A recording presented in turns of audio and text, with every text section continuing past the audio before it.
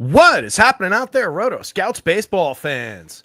Welcome to a Monday show, gang. Good to see everybody here. Happy Shark Week if you celebrate. I've got Shark Week on right now, actually. Watching something about, I think we're still on the orcas. Orcas hunting sharks all over the world. This is an old one, though. New ones later on tonight. I'm actually a fan of Shark Week. I say it jokingly, but I enjoy Shark Week every year. Hopefully you guys did well over the weekend.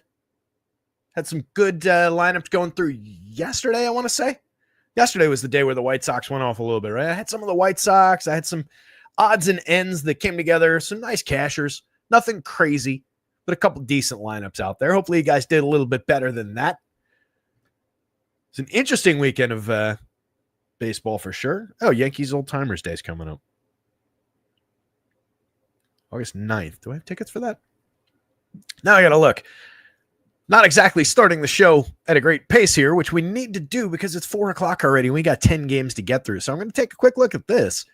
I do have tickets. Ooh, that's fun. 2 Saturdays from now. Astros at Yanks. Old Timers Day at the stadium. Always a fun day. Cool. Anyway, hope you guys are doing well out there. We got 10 games to get through today. John Hans is not on the Sharks. It's okay. No worries. Some people out there got to be fish. Some people got to be sharks, right? Hopefully everybody's doing well. My Lanes is here. John Hans is here. Tall to God. Kenny Woodhouse. A couple other folks hanging out for a little while. I think Gundacker's wrapping up his show. We're going to try, if you weren't lurking over the weekend, I jumped into Gun's show on Saturday. If you weren't hanging out with us there, we were talking about getting something together for this week, maybe Thursday when it's a little bit lighter of a slate, do a 2-man show. So we'll see what we can pull together there. But I think he's doing 3 o'clocks today and tomorrow. So we're probably colliding a little bit. That's why I went to 4. Yeah, thank you, Mylanes. As Mylane says, throw a like on the chat down there. Just as we get started, hit that thumbs up. It does actually help. If you haven't subscribed to the channel before, please subscribe to the channel. That actually helps more than anything else, as I've come to realize or been told. So hit that for me as well. The site is rotoscouts.com. Everybody who's here is probably already familiar. So let's just dive into this thing. We've got an interesting slate. We've got some pitching to work with. We've got some really interesting looking spots for offense to work with. We've got a Coors Field game that kind of lands not with a thud, but maybe not as emphatically as some other Coors games do in our projections. But we've got a big run total on the Cardinals, and they're very much in play. A lot of stuff to get through. Let me pull up the run board as usual, and we'll start there. I'm going to try and do, since we're starting at 4 and I've wasted 5 minutes already, I'm going to try and get us out by 6 o'clock, little lightning round style.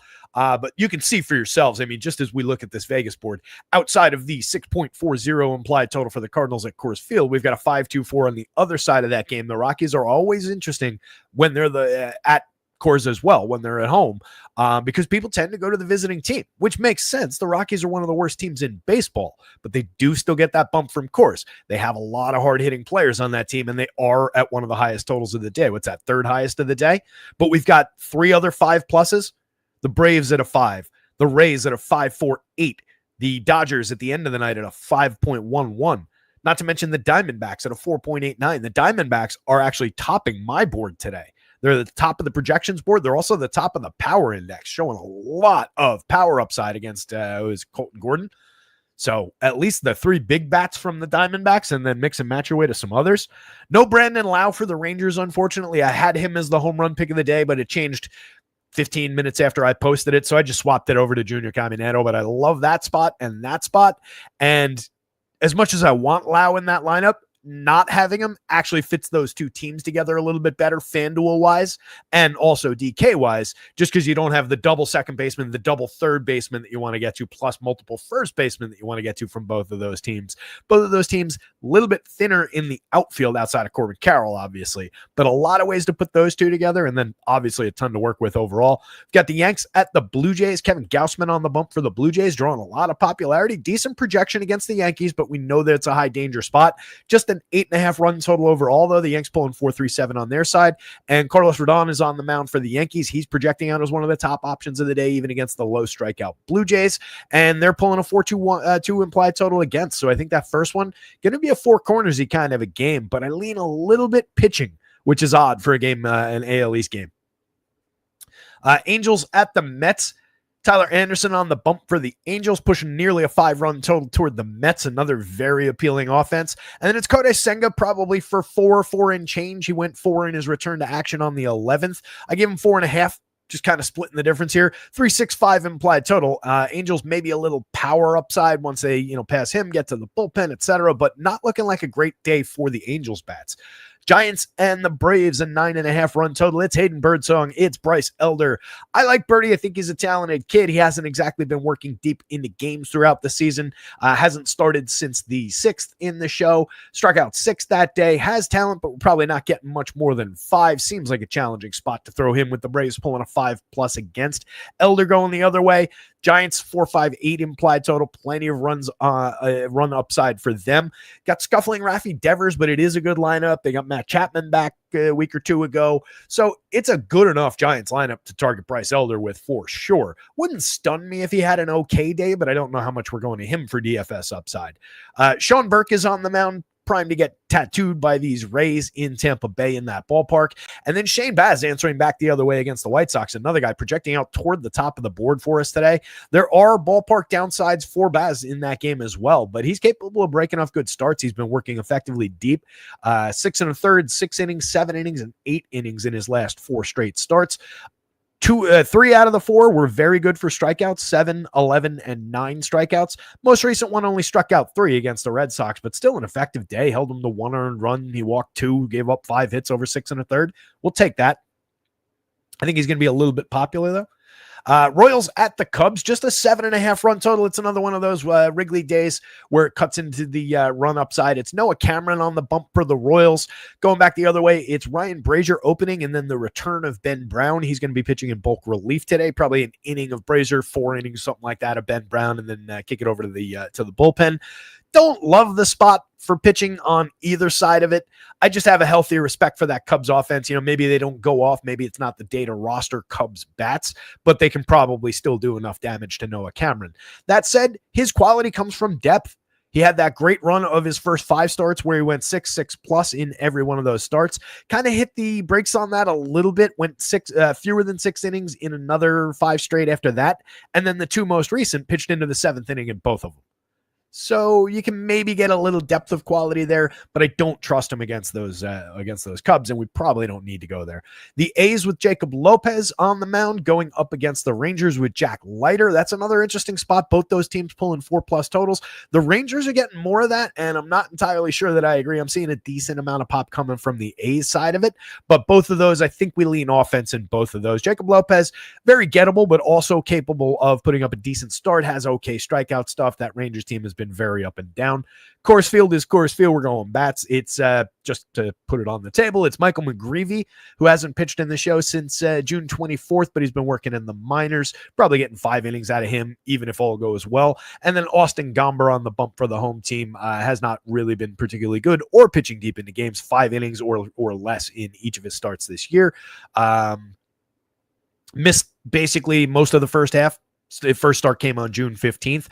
But has not gone more than 5. He's given up a handful of earned runs in most while not finding strikeouts. I don't think it's a day to dabble with Coors pitching. We've got plenty to work with, including this great showdown toward the end of the night. Dynamite pitching matchup, 7-run total for the Brewers and the Mariners. 3.49 on the Brewers side, 3.58 on the Mariners side. It's George Kirby, it's Brandon Woodruff, 2 pitchers who did miss chunks of the season. Kirby's thrown a few more games. He's made 10 starts. Woodruff's only working on his 3rd start. He's been pretty terrific in the first 2, though. Went 6 in the first one, faced 20 hitters, gave up 1 earned run, struck out 8. Second one, faced 18 hitters over 4 1/3 against the Nationals. 2 earned runs on 5 hits, but struck out 10. Allowed 2 solo shots in that game to just kind of bend the scoring a little bit. Tremendous spot for him. I think 6 is easily in the cards for him. And then Kirby is working 6+ already. Well, I shouldn't say already. He's been pitching for a minute now. I think we get 5-6 innings of quality out of Kirby here as well. So like both pitchers in that one. Astros and the Diamondbacks already mentioned. Love the Diamondbacks against Colton Gordon.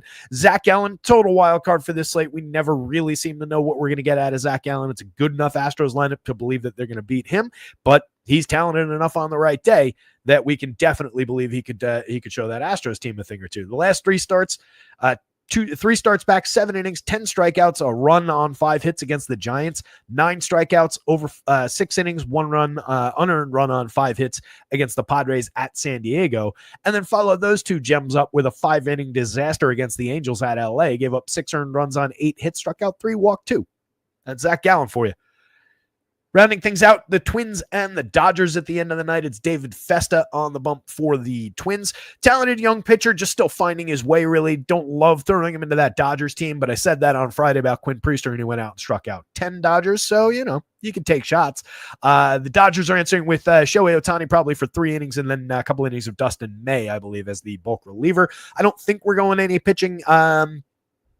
Probably really outside of a few darts on David Festa. I don't think we go to Dustin May, and Ohtani's not going to score as a pitcher.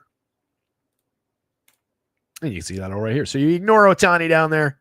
May does jump up to at least there. For the 73 on DraftKings, if we could get 4 innings of Dustin May, you might have a shot there, but you've got other options in that range. Like, why wouldn't you just spend $1,300 less and go to Tyler Anderson? He's got less upside in if you're giving them both, full even field across the board, right? Both of those pitchers against the White Sox over 6 innings, you'll favor Dustin May, and that price difference would make sense.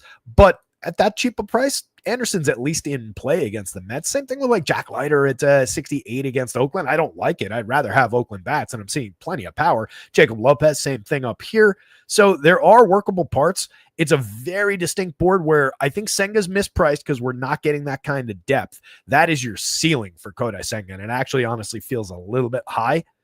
So I'm challenged to pay those prices. I'm really looking at one big tier here, and then like everybody in this group is about the same until you hit the unplayable mark, which is like there.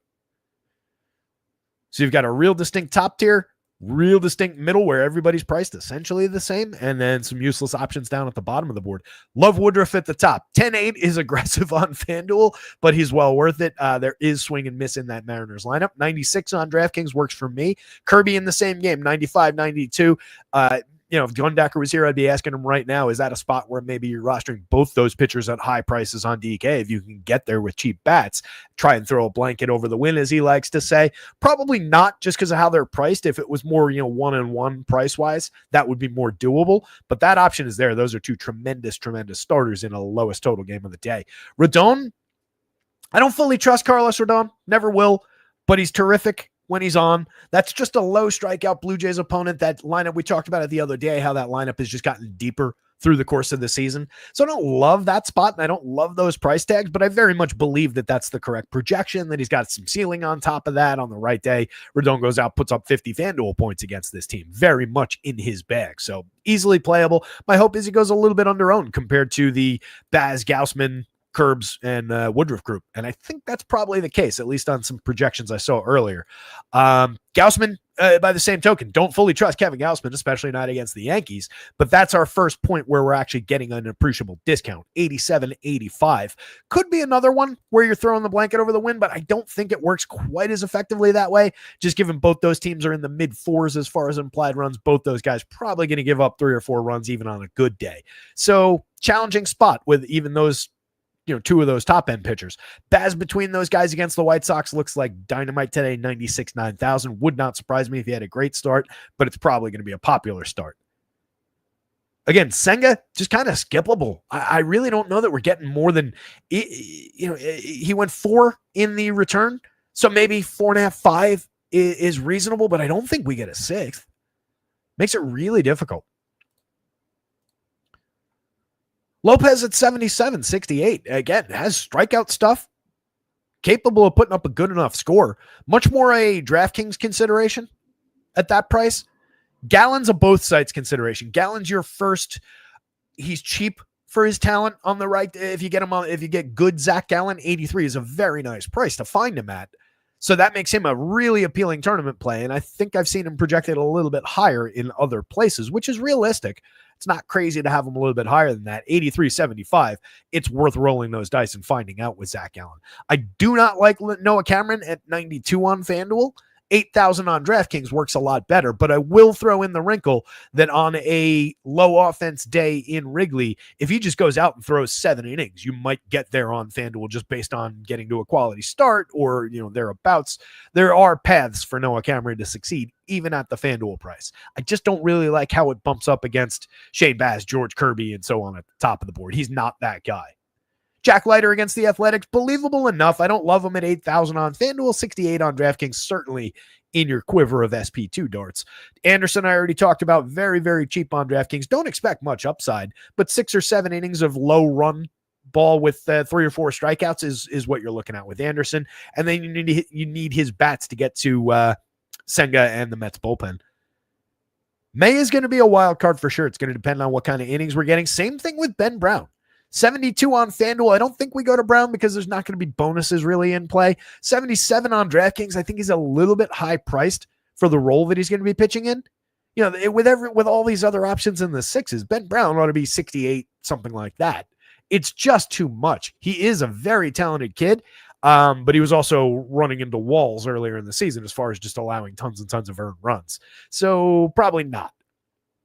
Fest against the Dodgers, if you're willing to roll the dice and shoot for that Quentin Priester start from the other day. Fest is a more talented pitcher than Quentin Priester. I'll give him that. I don't love that spot, though. Elder against San Fran for 71-63. Playable. There are strikeouts in that lineup that he might find a bonus strikeout or 2 along the way. Capable of giving you 6 okay innings, but not an appealing pitcher by any means. And the Vegas board is kind of saying maybe not. And then we have Birdsong with a lot of offense showing for the Braves. We're already down in the low 20s, near approaching 10 projection-wise on the DraftKings slate. And that's our last guy before we hit Coors Field, the guy pitching against the Rays in an appealing game. Colton Gordon when we're showing a bunch of offense for the Diamondbacks. Shohei not on the board. Gomber at Coors, and then an opener. So that is it. It's not weird, but it's a I don't know what the right word is. It's an interesting pitching slate. It's not weird, but it's also not straightforward because of the multiple opener follower situations and some weird short start spots. Funky. It's a funky pitching slate. Let's get into the game by game. See if we got the Yankees lineup. We did. Beautiful. A lot of these lineups that we're going to talk about already up on the site, which is rotoscouts.com for anybody new. Sign up for a weekly, monthly, or quarterly plan today. Gets you access to everything. NFL is right around the corner, guys. We're going to have NFL on top of us before we know it. And those projections are going to be included every single Sunday, Monday, Thursday. They have games on Wednesday this year. We'll cover Wednesday games. Every single football game is covered, projected at RotoScouts. That is included for the same under $1 a day that you'll be paying for these baseball projections. Everything that hits that website is yours for under $1 a day. No per sport nonsense. Go check it out, rotoscouts.com. Follow the @RotoScouts Twitter handle as well. Hit the like, hit the subscribe. Yankees bats going up against Kevin Gausman. Gausman pitching to a 23-1 strikeout rate, 4.19 ERA, 4.08 xFIP. Perfectly fine numbers. There's nothing wrong with that if that is your fourth starter, even your third starter. Those are fine. He induces a solid 12.5% swinging strike rate. He keeps guys off base fairly effectively. His stuff might play up nicely against this free swinging Yankees team. Even their best bats, 25, 26% strikeout guys. This team averages a 25% strikeout rate.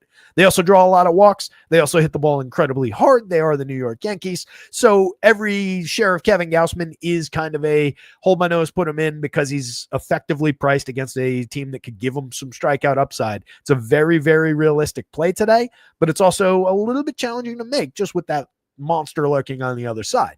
Aaron Judge on his own, Giancarlo Stanton on his own. Any of these guys could bend the day pretty quickly for Kevin Gausman. But where he's priced compared to the other, a stop short of calling him an ace, but like he's very similar to Carlos Rodon. Like these are two fairly similar pitchers. And he's at an effective discount on the other side of that. So I do like Gausman. I do think you can go there. He's going to be popular though. A couple sites had him tied at I won't say the number, but tied with two other guys of the obvious guys at the top of the ownership board. Rodon on the other side, probably going to be, like I said, a little bit less owned than that. The Blue Jays come in with a 17.9% strikeout rate for this confirmed lineup. That is low. So Rodon might be a little bit challenged to find Ks today, but he's got a 28.2% strikeout rate for the season. He induces a 13% swinging, 30.8% CSW. So he's more than capable of going out there and still finding his 7-8 strikeout day against this team. 10,000 across sites. It is aggressive, but I think, like I said earlier, that checks his ownership in, opposite of the situation with Kevin Gausman, where Gausman's cheap price gets him ownership. I think the high price on Rodon might keep it away a little bit, and I think he's under projected on some sites too. So it's a spot I'll look to take advantage of.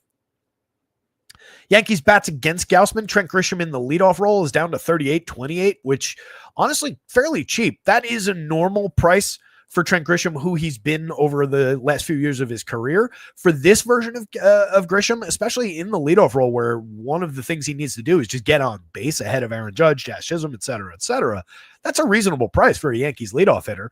And it lets you bring that price down to at least, it's 36 per person. It's kind of high. It's cheaper on DK to get to the Yankees here. As a 5-man, that's 46.80. It's actually comparable. These are too high prices. The way to do that would be 1, 2, skip Jazz, 3, 4, and like Goldie, something like that. And now you're down at 4,300 and you still get Judge, Stanton, Dominguez, Goldie. So if you just don't have both of those guys, you can bring that price down. It is very doable to put both those guys in your lineup today too. If you needed to, you could pull the pin out of the grenade and do that. And that is a 3-man is already at 47. And then we just pile in Stanton and let's say Goldie. Yeah, 4,300, 4,280 for a stack that does include Judge, Jazz, Stanton, Goldie, and then you just throw in the punt spot with Ozzie Peraza. We've talked about Ozzie in the past. Kid had decent numbers through the minors. He was considered a high-end prospect for this organization, and just since at the major league level, he has just not been able to deliver, full stop. 26 WRC plus this year. Does have a 6.7% barrel rate. That's not good, but it's also not nothing if you need just something to cling to on your very cheap dart play. But that's more about that price tag at second base if you go there and how it makes other things work. Aaron Judge in the 2 spot is Aaron Judge in the 2 spot. Enough said. Jazz having a good year, 17 homers, 10 stolen bases, as long as we're not counting the home run derby or anything that he did in Atlanta over the last week or so. Still very, very good player. A 135 WRC plus, a 253 ISO. Got a 142 WRC plus so far on Giancarlo Stanton with a 195 ISO. He's hit 4 homers in 89 plate appearances, 14% barrel, 58% hard hit. This looks a lot like Giancarlo Stanton to me. Take advantage of the cheap pricing. Jason Dominguez at 3,900. 2,900 on FanDuel. He's slashing 257, 333, 404. He's got a 108 WRC plus on the season. Just a 146 ISO from a kid that we do expect power from, and a guy who's got a 52.1% hard hit rate. Seems a little bit off, but he's been getting on base pretty effectively. Steals bases. He's had a good year. Those prices are effectively cheap for a bat just in the heart of this Yankees lineup if you're stacking them. Goldschmidt's kind of the same thing. 36, 3,000. It's just gotten cheap. 289, 348, 433, 117 WRC plus. Yeah, he's not driving the ball as much. Just a 143 ISO. He's not hitting home runs. He's only got 8 in 376 chances. But those are very, very effective run creation numbers. He's a very nice cog in the machine at worst. And we know he's got more upside. Austin Wells at 34.29, 14 homers in 297 chances. Double-digit barrels, 48.5% hard hits. And then Volpe, dozen home runs now, 10 stolen bases. Every time I say he's bad, he goes out and does something good, so he's bad. 10.6% barrels and 43% hard hits. Part of what keeps him alive. Strikeouts are back up above where they were last year, not quite to where they were 2 years ago. Walks also up. He does a couple good things at the plate. Like the 182 ISO is not bad, but the 90 WRC plus obviously needs some work. On the Blue Jays side of things, we get Ernie Clement in the leadoff spot. They are padding this lineup with right-handed hitters all the way down till we get to Joey Loperfido in the bottom spot. Clement is a very solid bat-on-ball player. Good hit tool. He's slashing 283, 323, 382. Just a 96 WRC plus, though. Just a 289 XWO, but he doesn't hit the ball particularly hard. Doesn't do all that much other than occasionally reach first base and provide some correlated scoring. He is very low strikeout, though, 9.9% strikeout rate. You've got 2 guys in this lineup at sub 10% strikeouts on the season. That's what help push that average way down. Just 5.6% walks out of Clement, though. If you're rostering Blue Jays, you're really looking at Ernie Clement as just a cheap multi-position guy that is a correlated scorer ahead of the bats that you actually want. Probably more effective on DK. He gives you the ability to just, if you straight line the top 5 there, that's 4,400 apiece, and that's 4 very good righties to attack Carlos Rodon with and their table setter guy. So that's not a bad price tag to get to that. And you could go down to a Davis Schneider at least in that equation if you wanted to skip one of these guys. That's doable. I don't love Miles Straw. I don't love Leo Jimenez. And then Lo Profito lefty I'm not entirely enthused about. So it is a weaker bottom end. Straw is just a contact-oriented hitter. Leo has actually hit the ball fairly hard in his 22 plate appearances so far. Hasn't seen anything for it. Negative 20 WRC plus. But these are interesting at least. It's a handful of batted ball events.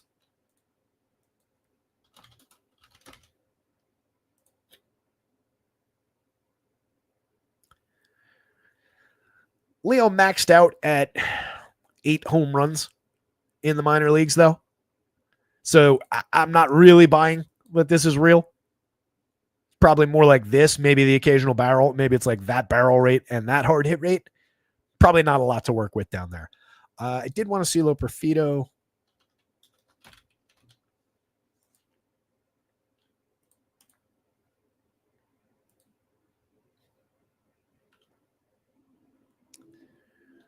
Yeah, not that he's been much of a hitter against righties in his brief career so far in the show. But in his 58 plate appearances against same-handed pitching, he's slashing 212, 293, 288 with a .077 ISO, a 70 WRC plus, and a 31% strikeout rate. That's probably a cross-off here. So you're really dealing with everybody who's stacking Blue Jays is going to be working with those 6 hitters for the most part. You've got a lot of quality, though. George Springer at 5,000 is having a great year. 17 home runs, 12 steals, a 369 on base, a 142 WRC plus to lead the team. Vladdy at a 131 WRC plus. Obviously, we've seen the issues with the power outage. I've been talking about it all season. He's got 13 long balls on the season and just a 161 ISO, but that comes against this ridiculous barrel and hard hit. He's primed for a monster second half and could get it started against Carlos Rodon. Bo Bichette at 47, 3,000. Another guy having a good year. 282, 324, 443. A dozen home runs for him. A 112 WRC plus. Alejandro Kirk is the other guy in this lineup who doesn't strike out at even a 10% rate. 9.5% this year. 8.6% walks. That's while barreling the ball in 9% of his batted ball events. 53.6% hard hit rate. He's slashing 306, 364, 408 this year with a 117 WRC plus. For 3,700, that's a tremendous catcher bat. And then Schneider at 31-26, fit him in at second base, makes it easy to work with. 5 home runs in 95 plate appearances, a 218 ISO. That's what we're buying. We're buying the 16% barrel rate, and that's about it. High strikeout. He does walk a decent clip, but it's really about just looking for that one cheap batted ball event and getting that home run out of him.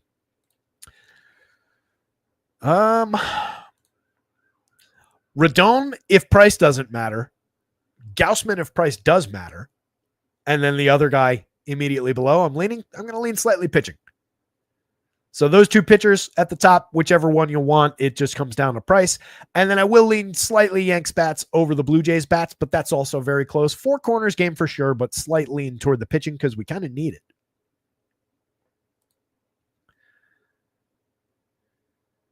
Oh, I appreciate you guys. Forgot to mention the weather. There is weather in that Tampa game, but it seems like passing showers. Somebody quoted what Roth said in there. Appreciate that from OMG Lulz. So I think that's what we get. It's going to be just basically, through the end of the summer here, just kind of about where the pop-up storms land and at what time. But I think we're okay there. We've got a warm, humid, wind-blowing out day in that Atlanta game that we're going to talk about in a minute. Another one with pop-up shower concerns, but probably going to be okay to play dry. The wind is blowing in Wrigley, as mentioned, 10 mile an hour, good pitching weather, and Colorado's got rain in the area, but should be fine. That is your weather report, mostly courtesy of Kevin Roth. Actually, entirely courtesy of Kevin Roth. Follow him. It's like K Roth Weather or something. Just Kevin Roth on Twitter will get you where you need to go. The Angels, 365 implied total against Kodai Senga, 93-10-1, as mentioned with Kodai Senga. I think this is what we're dealing with as our ceiling projection. at the same time as it's our median. If he goes out and throws 6, then we've got something on our hands because there are plenty of strikeouts in this Angels lineup. I'll believe 5. He went 4 in his most recent start. That was on a layoff of about a month. He had last pitched on June 12th and came back on the 11th of July. 4 innings, 4 hit ball, 4 strikeouts, 2 walks against the Royals. That's a better overall team as far as limiting strikeouts. Not for run creation, not for power, but finding 4 strikeouts in just 4 innings against that team, we might get 5-6 strikeouts even in a 4 and change inning start here if he just completes 5. So there's believable upside to these numbers. If he was priced 1,000 less on DraftKings, maybe you could get away with it. If he was priced 1,500, 1,800 less on FanDuel, maybe you could get away with it. I don't think we can get there at these prices. It's really tough. And the Angels aren't bad. So at these prices, if let's say he goes out, still finds, goes 5, finds 5 or 6 strikeouts, the Mets are winning, so he's got to track toward the win bonus. But if in those 5 innings he gave up a 2-run home run to Mike Trout, Joe Adell, Taylor Ward, etc., that's it. You're shot in the foot at those prices. So I really am skeptical about the value of Senga. At 6,000, 7,600, Tyler Anderson could be effective here. The Mets are very, very talented up and down this lineup. Anderson comes in with a 4.34 ERA, but a 5.03 xFIP. That's the real number. He puts way too many guys on base, 1.41 whip. That comes with a little bit of batting average on balls in play downside. He does have nearly a 9% walk rate, though, so it's not all bad luck. He's just not that good. He does induce an 11.6% swinging strike rate, which is kind of interesting. He's not bad for premium contact. 34.6% hard hits is nothing. Under 88 miles an hour of exit velo is also nothing. But he gives up a 9.3% barrel on a 20-degree average launch angle. 3.79% home runs, which is pretty realistic. Maybe a little bit of misfortune just from a lot of fly balls that some of which might not have gotten out in other situations. But that 3.79 is very real. So the Mets' power could come into play against Anderson. But at the cheap price, if we're just looking for 6 innings, maybe 7 of okay pitching, maybe we get there. Actually, I'll take 7 off the board. He's only pitched into the 7th once this year and didn't complete it. So 6 innings. His last 3 starts, 5 innings twice against the Diamondbacks and the Blue Jays, 6 innings against Atlanta 3 starts ago. This is kind of the start we're fishing for. This is actually better than the start we're fishing for. 3 starts back July 1st against the Braves at Atlanta. Went 6, faced 24 Braves, 4 hits, 7 strikeouts, 2 walks, no runs. He goes out and does that at these prices, you win the slate, or got a shot at it anyway. Last 2 starts, gave up 8 hits in each, went 5 innings, faced 25 Diamondbacks, 24 Blue Jays, 4 earned runs against the D-backs, 3 earned runs against the Blue Jays. He doesn't get completely obliterated all that often. The worst start he had this year is 6 earned runs over 5 innings against the Orioles. Other than that, it's mostly 3. There's 1-5, 3 games where he gave up 4 earned runs. So he hasn't been all that bad. That's how you reach a 4.34 ERA against that 5.03 xFIP. Again, that's the real number. 5 earned runs is easily in play for the Mets. That's right about where their implied total is. So know what you're dealing with, but you get a very significant discount on this guy. Not much ceiling beyond these projections, but if you can just book a decent score at 6,000, that could be effective on a day like today. Angels bats against Senga. I don't love it. I think they're in play, though, just as if we short start him, get into the bullpen. Mets bullpen has some decent arms in it, but I'll always take that shot with a hard-hitting team like these Angels. I just don't love the part of the game that's going to come against Senga.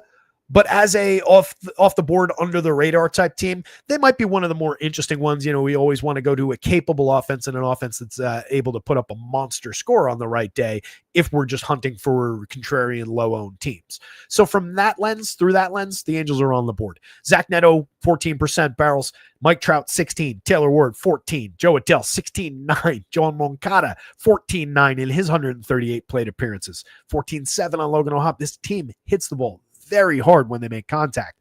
Making contact will be the key. Senga induces a 12.6% swinging, has a 23.8% strikeout rate. Also walks too many, though. 10.6% walks. Extra guy or 2 on base again, and then the long ball ruins Senga's day. Neto's just having a very effective year, 15 homers, 18 steals, 124 WRC plus. Shanuel's good at setting the table for everybody else, 364 on base, a 114 WRC plus. Not really a home run hitter, but has 8 in his 407 plate appearances on essentially no premium contact. Low strikeout, high walk guy. Mike Trout, high strikeout, high walk guy, but he's Mike Trout. 17 homers on the season, a 230 ISO. We've got 23 homers on board for Taylor Ward with a 260 ISO, a 115 WRC plus. We've got 21 home runs on board for Joe Adell with a 249 ISO. Kid's having a nice year, 16.9% barrel, nearly 50% hard hit. A lot of strikeouts for all those hitters, though. That's a part of the lineup that Kodai Senga could tear through maybe twice. So that's where Senga's 5, 6, 7 strikeouts, even if he only goes 5, comes from. Moncada's a kind of interesting wild card here. 4,200, 2,800. I don't think people would play him all that aggressively, even those people who are playing Angels. 244, 341, 513, mixed bag of a season in limited plate appearances, but a 135 WRC plus, 8 homers in that small sample of plate appearances, hits from both sides, solid contact guy. I could take a shot if I'm going to the Angels already. Logan O'Hoppe is very cheap for a catcher who has a 14.7% barrel and 52% hard hits with 17 home runs this year.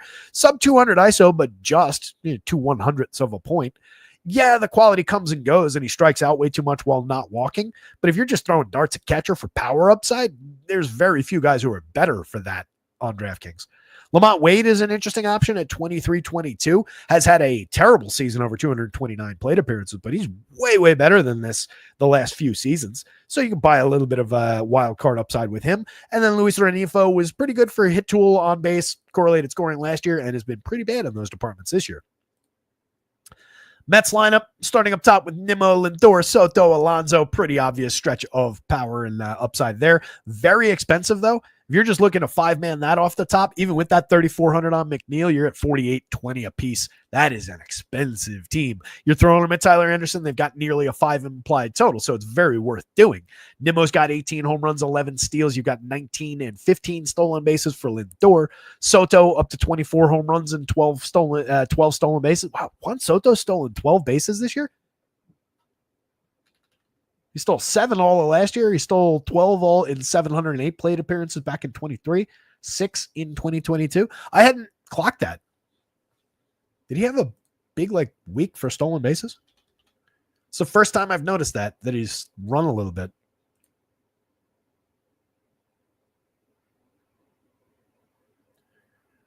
And just 3 of those came in July, so he's been running here and there throughout the season. Interesting. Just with his ability to get on base, having him actually run a little bit, is well worth it. Pete Alonso at 5,100, 3,800. This is a cheap DraftKings price for Pete Alonso. He'd probably be more in the 55 range, 38 on FanDuel. He's got 21 homers, a 245 ISO, a 151 WRC plus. That sits a point behind Juan Soto for the team lead. Jeff McNeil is a interesting enough bat. 254, 350, 463. He has a 210 ISO. He's been hitting the ball for extra base hits, let's say, more than he's been hitting it hard. 6% barrel, 31.1% hard hits, but has found some situational power, and it's working out for him since second half of last year. Mark Vientos at 28-27. We talked about a ton. 6 home runs, just a 131 ISO, underperforming his talent big time this year, and it kind of makes sense that he's cheap this year. Last year, he was cheap all year while having a great year. 2,800 at third, 2,700 works for me if I'm going Mets, and I think we do want some Mets today. Brett Beatty, Luis Angel down the bottom of the lineup, and Francisco Alvarez. These are 3 young players that are interesting. Luis Angel hasn't had a great year, but he stole 11 bases in his 169 chances, 69 WRC plus. Frankie Alvarez wasn't having a great year before they sent him down. They recalled him, 138 plate appearances. He did have 3 home runs, did put decent bat on ball, which is really all he's here for. 8.2% barrel, 50.6% hard hit in limited batted ball events. Makes him interesting. And then you get tons of barrels and tons of hard hits out of a very affordable $3,200 Brett Beatty from the left side. Lefty, not necessarily ideal, but this is a low-end, high-contact lefty. 2,600 second and third base eligibility for Beatty on the FanDuel slate. I like it. 10 home runs on the season, a 183 ISO. He's up to a 101 WRC plus. That's in spite of slashing 236, 292, 419. Kid's got pop. Cheap bat that people won't go to is always appealing in tournament play for DFS. Mets bats.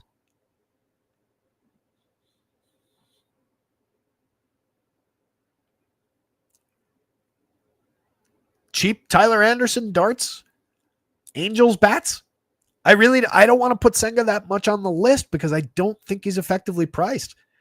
If he was cheaper, or if we just knew there were 6 innings in the cards, it would almost definitely go Mets bats, Senga, Anderson, Angels bats. So do with that what you will. Mets bats the key thing here. Oops.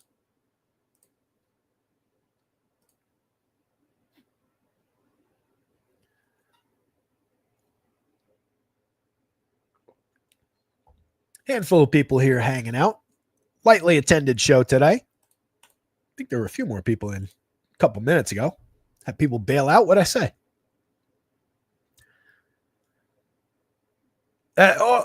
Osastic was asking about weather concerns for Shane Baz. Not in the way that seems to be shaped. Yeah, I talked through the weather without seeing your question there. I would keep an eye on it if I was like over the top with Shane Baz shares, but I don't think there's any real threat unless the situation changes. That is a situation where, come an hour and a half from now, it could be dark and green sky and, thunderstorm about to pop over the ballpark. So just monitor that. Hayden Birdsong at 66 on both sites, coming in with a 23.3% strikeout rate, but an 11.3% walk. Kind of concerning. 4.11 ERA, but a 4.66 xFIP. Does have good swing and miss stuff, 11.4% swinging strike rate. Kid is talented. Kid's going to be somebody in this league. Still kind of finding his form overall on the season. Let's see. Has not gone 6 innings since mid-June. So at most, I think we're getting 5 and change, even if things are going well out of Birdie here. Was pitching in a hybrid role for a chunk of the season. Where are we at? Last time I was the 6th, but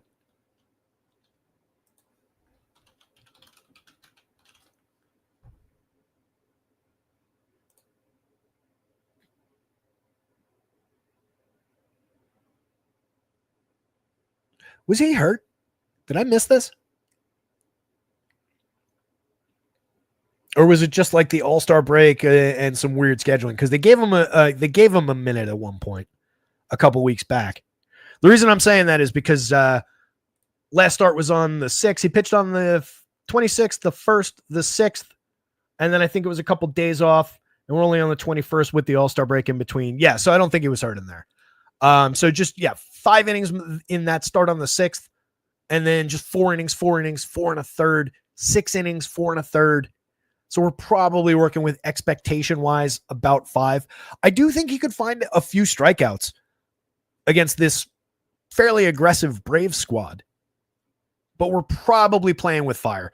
5.03 implied total for the Braves, a couple guys above the magic number, a couple hard-hitting bats that are maybe scuffling a little bit this year, potentially slightly resurgent Ozzy Albies if you've been keeping your eye on him over the last couple of days. So maybe a little something to work with on the Braves side. Probably too much threat for Birdie. He's on the board as a $6,600 SP2 dart on DraftKings, but probably in low expectation territory, low volume territory. 66 on FanDuel. We're probably not getting a quality start. We're probably not getting enough upside.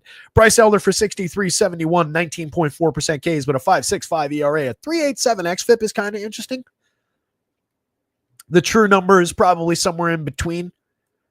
Elder last year, a 6.52 ERA, 3.95 xFIP in 10 starts. Year before that, 3.81 ERA, but a 4.50 xFIP. So that 4 and change is probably my expectation, long-term for Elder. He's okay. He can have effective starts here and there.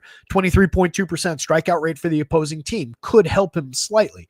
Last time out, 6 2/3, 2 earned runs on 8 hits against the Athletics, struck out 7, walked 1. That's an effective day for 6,300. Can't say otherwise. 5 innings of 4-run ball is not that great against the Angels. Struck out 5, walked 3, gave up 2 home runs and 8 hits. That's not going to pay the bills. Start before that, when he faced the Phillies, he gave up 9 earned runs, 10 runs total on 8 hits, struck out 2, gave up 4 walks and 3 home runs. That's a tragedy of a DFS start. So you got 3 right there at each level of quality to work with. That is who Bryce Elder is. But these Giants can come and go as far as their quality. Willy Adames has scuffled through most of the year, but has been shining lately. Rafi Devers has been atrocious since arriving in San Francisco, but now he's kind of cheap on DraftKings at 46. FanDuel holds him fairly strong at 35. So with some Ks here, could Elder go out and have a fairly clean day? 2-3 runs, 6-7 strikeouts? Yeah, he could. Don't love it at FanDuel on FanDuel at the 71. Much more interesting at 63 on DraftKings. Again, not strongly advocating for it, though. The Giants are pulling a 4.5 total for a reason.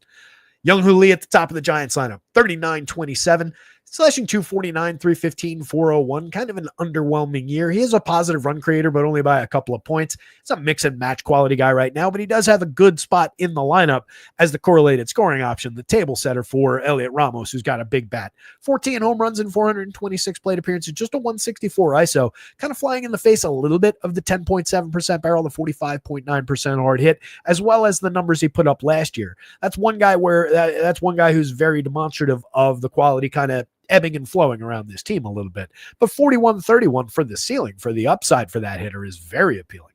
Rafi Devers at 46 is just a no-brainer. If you're going Giants, you're not skipping that as bad as he's been. We're still looking at a 15.6% barrel, 56.3% hard hits overall for the season. He's going to come roaring back. We've seen him go through slumps in the past. 255, 380, 456 on the season, still carrying a 201 ISO, a 130 WRC plus, 17 homers. I don't hate his chances still to get to 30. 13 home runs in 9 days of July, 10 days of July, August, and September. He could get there. Willie at 42-29, kind of an asset, 14 home runs, 222, 306, 386, and climbing, a 164 ISO, 96 WRC plus, up to 13.1% barrels, 44.6% hard hits. Willie's interesting. Matt Chapman's very interesting. Just under 10% barrels, just under 50% hard hits, 13 homers and 318 chances, a 190 ISO, 121 WRC plus, and just a fantastic power swing. Dude is just good. 41, 3,000. Cheap. You have the positional conflict there, which sucks. They got to resolve that somehow. FanDuel, it doesn't matter as much, but it is a conflict, so you're using up your util spot to get to both those bats, but you very much want both those third basemen if you can get them. Yastrzemski, 37-27, 8 home runs, a pretty underwhelming season out of him, 134 ISO. Still has a 104 WRC plus, more a mix and match quality player these days, though. Wilmer, 35-26, 11 homers, otherwise pretty light. 130 ISO, 98 WRC plus. Schmidt and Bailey are mix and match options down the lineup. If you're going to the Braves, we definitely have some appealing pieces here. John Hansa says people were scared off by the shark talk. That's weird. A bunch of people just jumped back in. So who knows? People popping back and forth between this show and Awesemo or whatever, whoever's on right now. So Braves bats, Jarkson Profar at 36, 3,000. What do you do with this guy? 87 WRC plus, 269 on base, 3 home runs in his 78 plate appearances. Served his time. I really question what the actual nature of the talent is, because he was a guy who was a peak prospect, kind of washed out. His one good year came right ahead of his steroid suspension. So don't really know what we're going to get out of him here. He's in a great spot in this lineup. If you're going to Braves, you can very much just pop him into the outfield because he's hitting ahead of Olsen, Acuna, Baldwin, Albies, Murphy, etc. So he's playable, but he's not that appealing. 5,700 for Olsen with his 18 home runs, his 211 ISO, his monster premium contact numbers, hitting ahead of Acuna, who's got monster premium contact numbers himself. That's one of the more appealing duos in all of fantasy baseball. And everybody around him is affordable. Right, let's say we skip Profar. I want Baldwin in here. I can't take both catchers, though. That sucks on DK. I kind of like that on FanDuel. Go like 1, 2, 3, 4, and just take gobs of power upside. And that's a 34-25 average on FanDuel. It's doable. So let's see. You go 1, 2, 3, 4. And Nacho, just to get our price down. 43 a piece, 42.60. It's okay. And now I'm putting Nacho at third, which I don't really love. The Braves are all right price-wise. There's probably better ways to do it than that. Albies at 36-27. He's up to 9 home runs, 221, 291, 331. There's nothing to like about that. There's nothing to like about the 75 WRC plus. But maybe, hopefully, coming out of it a little bit. He's had a few productive days. We don't want to get excited about short samples in baseball, but from a guy that we know over time has just been very, very good positionally. 3 home runs since July 10th, but just slashing 231, 276, 577. The slug is nice. 352 WOBA over that stretch and a 126 WRC plus over that stretch with a 346 ISO. Again, that's a 7-game stretch, but at least he's showing a little bit of life that he wasn't previously showing. Talented player for the price. Sean Murphy at 35-31. That's just a hilarious price where you have to play the catcher position. You've got Drake Baldwin at slightly more. Both of these guys are hard hitters. 11 home runs on the board in 224 chances for Baldwin and 16 in 235 chances for Sean Murphy. That's a really, really good combined catcher. When they're both here, it makes it more difficult, obviously, DFS-wise. Murph comes in with a 277 ISO, 15.6% barrel, 46.7% hard hit. Between the two, I'll take the cheaper Sean Murphy shares, but Baldwin very, very playable. Nacho has a good hit tool. His numbers aren't showing up because I forgot to change the stupid junior.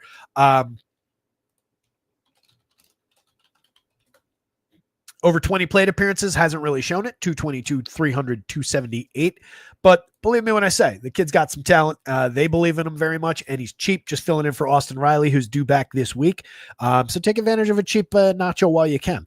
Mikey Harris at 28-26, 7 homers, 12 steals. Pretty bad season, 51 WRC plus. Playable if you need a spot. He's gotten very, very cheap. He is a super talented player. You can see the premium contact numbers the last couple seasons. This has just been a disaster of a year for him, but you continue to go there just because of how cheap he's gotten to round out a Braves lineup. There's nothing wrong with that, especially against Aiden Birdsong here. Braves bats, Giants bats, Bryce Elder. Ugh. That's just a DraftKings dart, believe me. And then Birdie is even more of a dart, despite being the more talented of the two pitchers.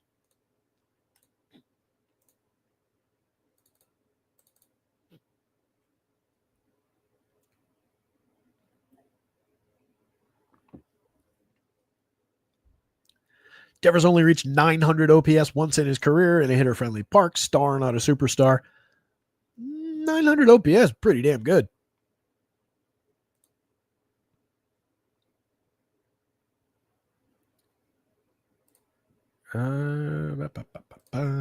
This one. Yeah, there it is.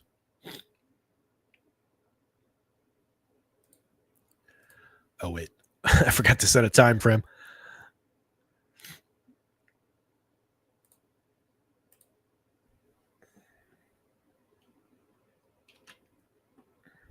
Come on.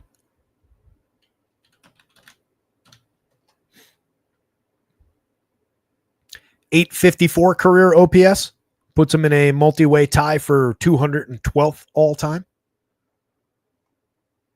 If we want to just do work with me, graphs, come on.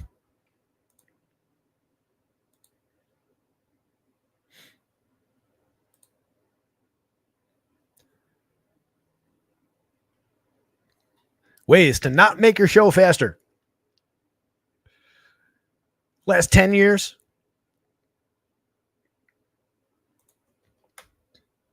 His .854 puts him 27th in baseball over the last 10 years. Aaron Judge, number 1 with a 10.26. Mike Trout, number 2 with a 10.03. David Ortiz, Jordan Alvarez, Shohei Ohtani, Juan Soto, Bryce Harper, Freddie Freeman. I'm not going to read all these to you, I promise. But it puts him in company with Vladdy, Matt Olson, Pete Alonso, Christian Yelich, Alex Bregman. I would say it's fair to say he's a superstar.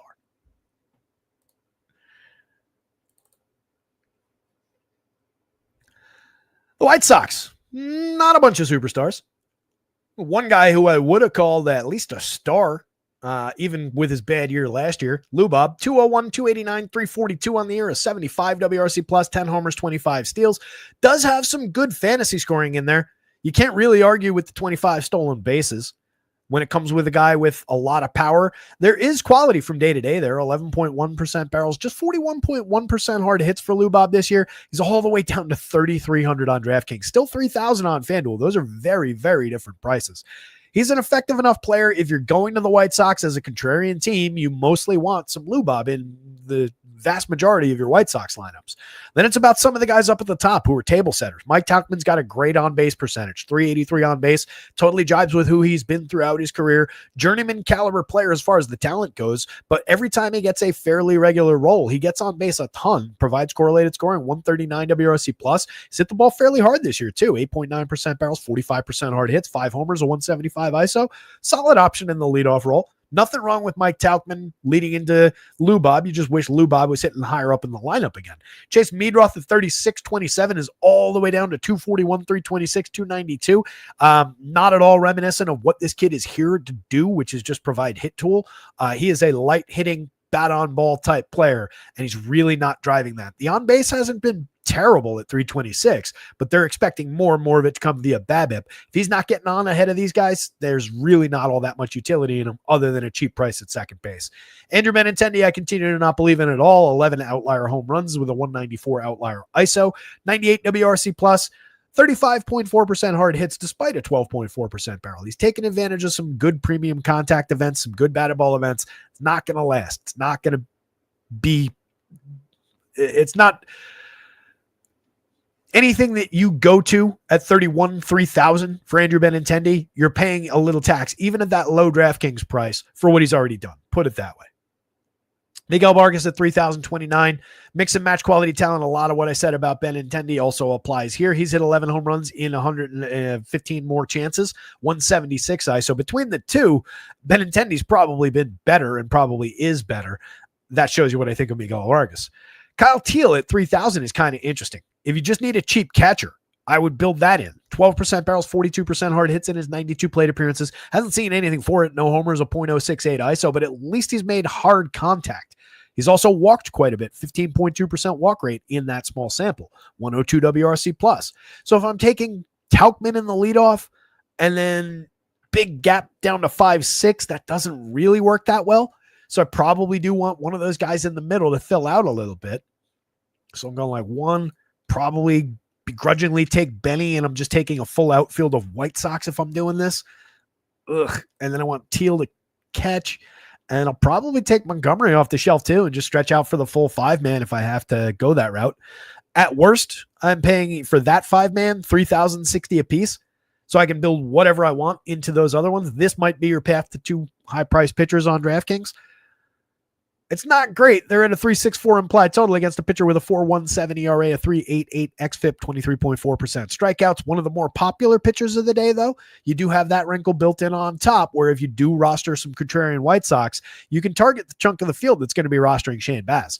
But if we're talking about reality, Baz's 11.2% swinging strikes, his solid 106 marked by stuff plus, more often than not, probably beats this team, this White Sox team, and beats them pretty bad. He has allowed a 3.71% home run on 9.8% barrels. You just don't have that many guys that are all that likely to capitalize. So I lean Baz pretty strongly in this one. I would maybe consider a couple contrarian White Sox shares. To round out their lineup, though, Montgomery's another high-end rookie, 45 okay plate appearances so far. He does have a 104 WRC plus, hasn't done anything power-wise yet, hasn't even barreled the ball yet. Lennon Sosa's kind of sneaky, 2,500 from the right side at second base, multi-position on FanDuel, 270, 296, 417. He's hit the ball somewhat effectively this year, 8.3% barrels, 9 home runs in 312 chances is okay. Nobody's going to confuse him with a star, superstar, or anything like that, but he's a playable DFS piece if you're already going White Sox. Brooks Baldwin, entirely skippable at the bottom of the lineup. Every now and then gets involved, but nothing overly predictable. Chandler Simpson, top of the Rays, going up against Sean Burke. Burke comes in with an 18.9% strikeout, way too many walks, a 4.36 ERA, and a 5.05 xFIP, and is looking like a big target for this hard-hitting Rays team in this ballpark. Simpson is a great table setter. 308, 338, 354, 27 stolen bases in just 213 plate appearances. He's the flash on the base pass. He's got a great hit tool. Definitely want a piece of Chandler Simpson for basically every Rays lineup that I'm going to. He is the dynamite table setter on this team. You've got a positional conflict in the 2-3 spots too that just feeds more shares to some of these other guys. Johnny Diaz, Jonathan Aranda. You want both those guys. 48-47, reasonable prices. 32-29 on FanDuel, very nice prices. 15 home runs on the board for Yandy, 11 for Aranda. Aranda's hit the ball a little bit harder. Both guys barrel the ball quite a bit, double-digit barrels for both, but Aranda's got a 12% barrel. Comes away with less power, though, less extra base hit output. 11 home runs, a 164 ISO compared to the 15 and the 175. That said, Aranda slashing 316, 392, 480 with a 146 WRC plus that leads this lineup. Their star, or their burgeoning star, 5,300, 3,500 for Junior Caminero. He's got 25 homers on the season. What's that? 8 more than Rafi Devers? 11.1% barrels, 47.8% hard hits. Kid's a masher. You absolutely want Junior in all your Rays stacks, or the vast majority of your Rays stacks. 12.19 in the home run model, as mentioned at the beginning of the show. I had Brandon Lau in there. Brandon Lau's not playing today. He's dealing with, just came off the IL, and now he's dealing with plantar fasciitis in his foot. Pain in the ass. So I switched it since it happened right then. I don't usually switch it. If it happened now, I wouldn't switch it. But we got Junior, so I'll go Junior.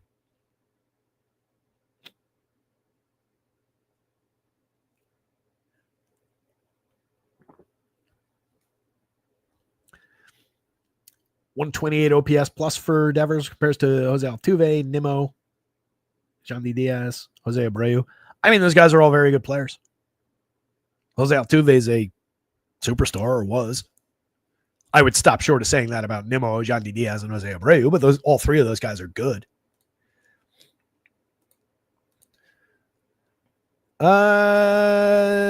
Josh Lowe, 49.28. Differently priced across sites, very nicely affordable in your outfield on FanDuel. That's a little bit of a discount. Not having a great year, over 220 plate appearances, 244, 315, 396, just a 99 WRC plus, 6 homers, 6 steals. More talented than that, better numbers the last couple seasons than that. This is a high price to pay on DraftKings. I'm kind of surprised by that price tag. Lefty bat in this ballpark against a really bad righty pitcher, though. There's a lot of upside for Josh Lowe. Ha-Seong Kim back in the lineup now. 3,900, 2,700. Over 34 plate appearances, got a home run and 3 stolen bases already. Last year was a meltdown year. 470 pretty bad plate appearances, still had 11 homers and 22 steals, still got on base at a 330 clip, and had a 101 WRC plus. So it wasn't totally lost. And then the year before, 17 homers, 38 stolen bases with a good slash line, strong WRC plus. Ha-Seong Kim is good. Don't sleep on him. That's a good shortstop option there. He's got second base eligibility to boot on FanDuel for only 27. Chris Morel, a bat that we really like on this show. 14.4% barrels, 46.8% hard hits, 7 home runs and 193 chances with a 183 ISO. Chris Morel can turn on one against anybody, especially a soft tossing righty like this, or a high contact righty, I should say. I don't know. Soft tossing is probably incorrect.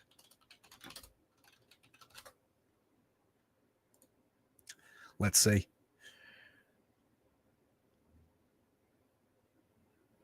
Eh, 94-1 on the fastball average, 46th percentile. Not quite soft tossing, but high contact, weak fastball, let's say. Morel's got a glorious swing. He's a member of that swing speed island that I talked about coming into the season from last year. Love the power upside. That said, he's wildly unreliable, 33.2% strikeouts, 8.3% walks. You take a 0, you take a big score out of Chris Morel, and there's very little in between. Danny Jansen at 35.26 is interesting. He's at 11 home runs and 241 chances, 8.1% barrel. If you're playing on DK, nothing wrong with going to a few shares of Jansen as a cheap catcher option. FanDuel, you like him a little bit less, but he's playable. You mix and match guy. And then Taylor Walls is a mix and matcher at the bottom with a little bit of speed. Rays bats, Shane Baz. White Sox bats is a wildly contrarian, pretty bad option that's very likely to fail. Royals and the Cubbies. We got this Cubs lineup in.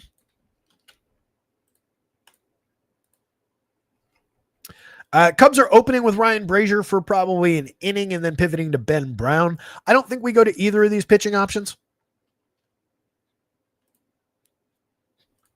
I mean, we're obviously not going Brazier for just an inning, even at 4,000 on the DK slate, just not any value there. And then if we swap it over to Ben, Ben's at 77, 72. I just don't think at price we're going to get enough. You can see the quality, though. 25.3% strikeouts, a 12.6% swinging strike rate in the 14 starts that he made, the 79 and a third innings. But he pitched to a 6.13 ERA. You can see that that's not who he really is. 3.70 xFIP is very tight. He only walked 7.5%, but allowed a 1.53 whip that does not match that. Most problematically, 11.8% barrels, alarmingly over the threshold. 48.1%, same thing. 92.5 miles an hour of exit velo. Quite lucky to be under a 4% home run rate. A lot of good, a lot of bad. Probably not going to pitch deep enough to matter to pay off these prices. Noah Cameron at 8 at 9,200. Very differently priced. You really, really need him to go out there for the 6th and probably also the 7th at that FanDuel price. 21.1% strikeouts, a 2.31 ERA, but a 3.95 xFIP. Inducing an 11.3% swinging, just a 1.0 whip on the nose. He hasn't been bad. He's been quite good, in fact. But I think some of it still continues to be padded by just pitching ludicrously deep into games. 70 innings and 12 starts. Most of his starts gone 6+. I talked about it at the beginning. It was 5 starts, then 5 starts where he didn't go 6, and then the most 2 recent, he's pitched 7. So a lot of upside there for the price, but a lot of downside coming from the Cubs offense, even on a day where the wind is blowing in, supporting low run totals for these teams, supporting pitching upside. I don't love playing that game. I really, really don't, especially not against an offense as good as the Cubs. Maybe they don't hit a home run, but they're getting on base. They're going to drive the ball. They're going to hit extra base hits. Look at all these barrels. Look at all these hard hits. Look at all this on base skill. This is just too good a high quality lineup to really get too excited about Noah Cameron, at least on FanDuel. On DraftKings, I think you can get a little bit more stretched out on Noah Cameron shares. 8,000 is an effective enough price. Even if they put a couple runs on him at that price, as long as he goes 6 into the 7th, I think you can find your way to a decent enough score. This is also maybe not the best version of the Cubs. What's missing? Are they just in a different order? Nico up top, 37-27, slashing 288, 336, 380, a 104 WRC plus. High contact guy, just get him on base, correlated scoring option. He's got 17 stolen bases on top of the decent slash line there. So he's a very playable piece. Not the most appealing Cubs bat, but if you're just looking for a cheap correlated scorer, that's your guy. Kyle Tucker and Seiya Suzuki, monster power upside from those two. 18 homers for Tucker, 26 on the board for Suzuki, 18.5% barrels and 50.5% hard hits for Suzuki at 284 ISO, 137 WRC plus. Tucker beats that out with a 147 WRC plus, but only has a 221 ISO. I say only, that's a ridiculous ISO. That's very, very appealing. Carson Kelly's only 3,800. Monster barrel and hard hit numbers out of him. Striking out just 15.7% of the time. So we're getting a lot of high quality contact when he makes it. And he's a discerning hitter. He's getting on at a 13.6% clip via the walk. 12 home runs, 368 on base, creating runs 46% better than average by WRC plus. It's a tremendous catcher option for only 3,800. He should be more expensive on DraftKings, even as a part-time player. Ian Happ at 46.31. Pretty ugly season for Happ. 13 home runs on the board in 414 plate appearances, getting on at just a 324 clip. That's an okay on base for the average player, but it's not as good as Ian Happ ought to be. 102 WRC plus, still a 9.3% barrel. There are positive attributes that he's clinging to. He still draws a ton of walks, but it's not the best Happ season. You're still paying roughly full price at 4,600 for him on the DraftKings slate. 31 on FanDuel, maybe a slight discount, but he's still somewhat up there. He's also still a player I'll go to pretty much every time I go to the Cubs, though. I just like that bat. I like the skill set that he's got for DFS. And if people go around him because of where he's priced compared to the season-long performance, that makes him more appealing in tournament lineups. Dansby at just 38.29 has 16 home runs. Solid season as far as the power numbers go. 172 ISO, a 353 xWOBA under the covers to support additional upside for more, making good contact like always. 102 WRC plus. Michael Busch at 54.31, kind of an oddball price all the way down that far down in the lineup. 31 on FanDuel is a lot more reasonable. 20 home runs on the season for Busch and 351 plate appearances. He's having a tremendous year. 159 WRC plus to lead this team over his 350 chances. This is a dynamite option. I just don't love the price in the 7 spot. It's challenging. You lose a little bit of a plate appearance expectation down there. Justin Turner's kind of a nothing positional conflict there. It wouldn't shock me if he had a 3-base hit kind of a day, but he hasn't really been doing a lot of that in his 135 chances this year. So you're just playing reputation for cheap price. Much rather have the other first baseman. Matt Shaw at 31-24 has not had a great year, but stole 12 bases at least to pad some stats here and there. Mix and match quality in the bottom spot. Top 7, very appealing. Bottom 2, not so much for the Cubs. If you're grabbing Royals bats at just their 3.46 implied total, this is the team that I think maybe has more of an impact from the Wrigley Field of it all. They are a good hit tool team. They are a team that doesn't necessarily rely on the long ball as much as others.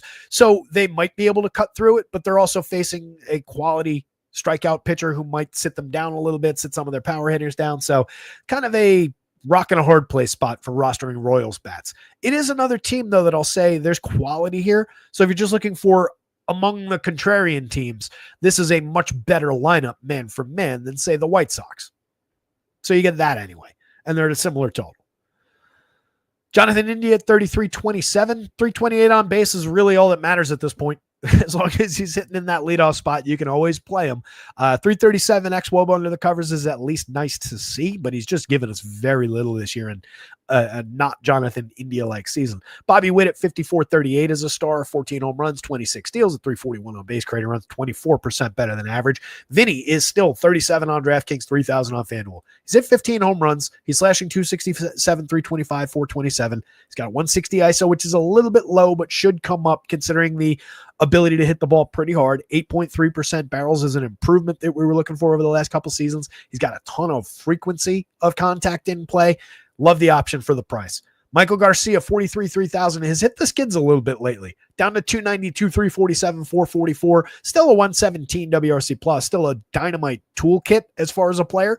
Just kind of, it was going to happen eventually where he hit a little bit of a skid over a few weeks. I expect it'll come roaring back. So I like Michael Garcia quite a bit. Sal Perez up to 15 home runs. Sal's been mashing. 15% barrels, 45.4% hard hits, kind of pulling his season together. 193 ISO up to a 98 WRC plus. Has some work to do still, but still a very high quality catcher bat for 3,400. Jack Caglianone, 26-24, 4 home runs and 147 chances. Something to talk about. 10.4% barrels. Everything else has been pretty ugly outside of the fact that even with the underperformance in the slash line, not really striking out at a bad rate. No walks to speak of. So you're getting bat on ball out of them. Eventually, that's going to turn into very high quality bat on ball. And that's when we're going to want to get on the Jack Caglianone shares. If I'm going to Royals, I'll always want to take a shot at being early on that, being there the day it arrives rather than 2 days late. Nick Lofton, John Rave, Kyle Isbell, down lineup, mix and match pieces, if that. Whoops.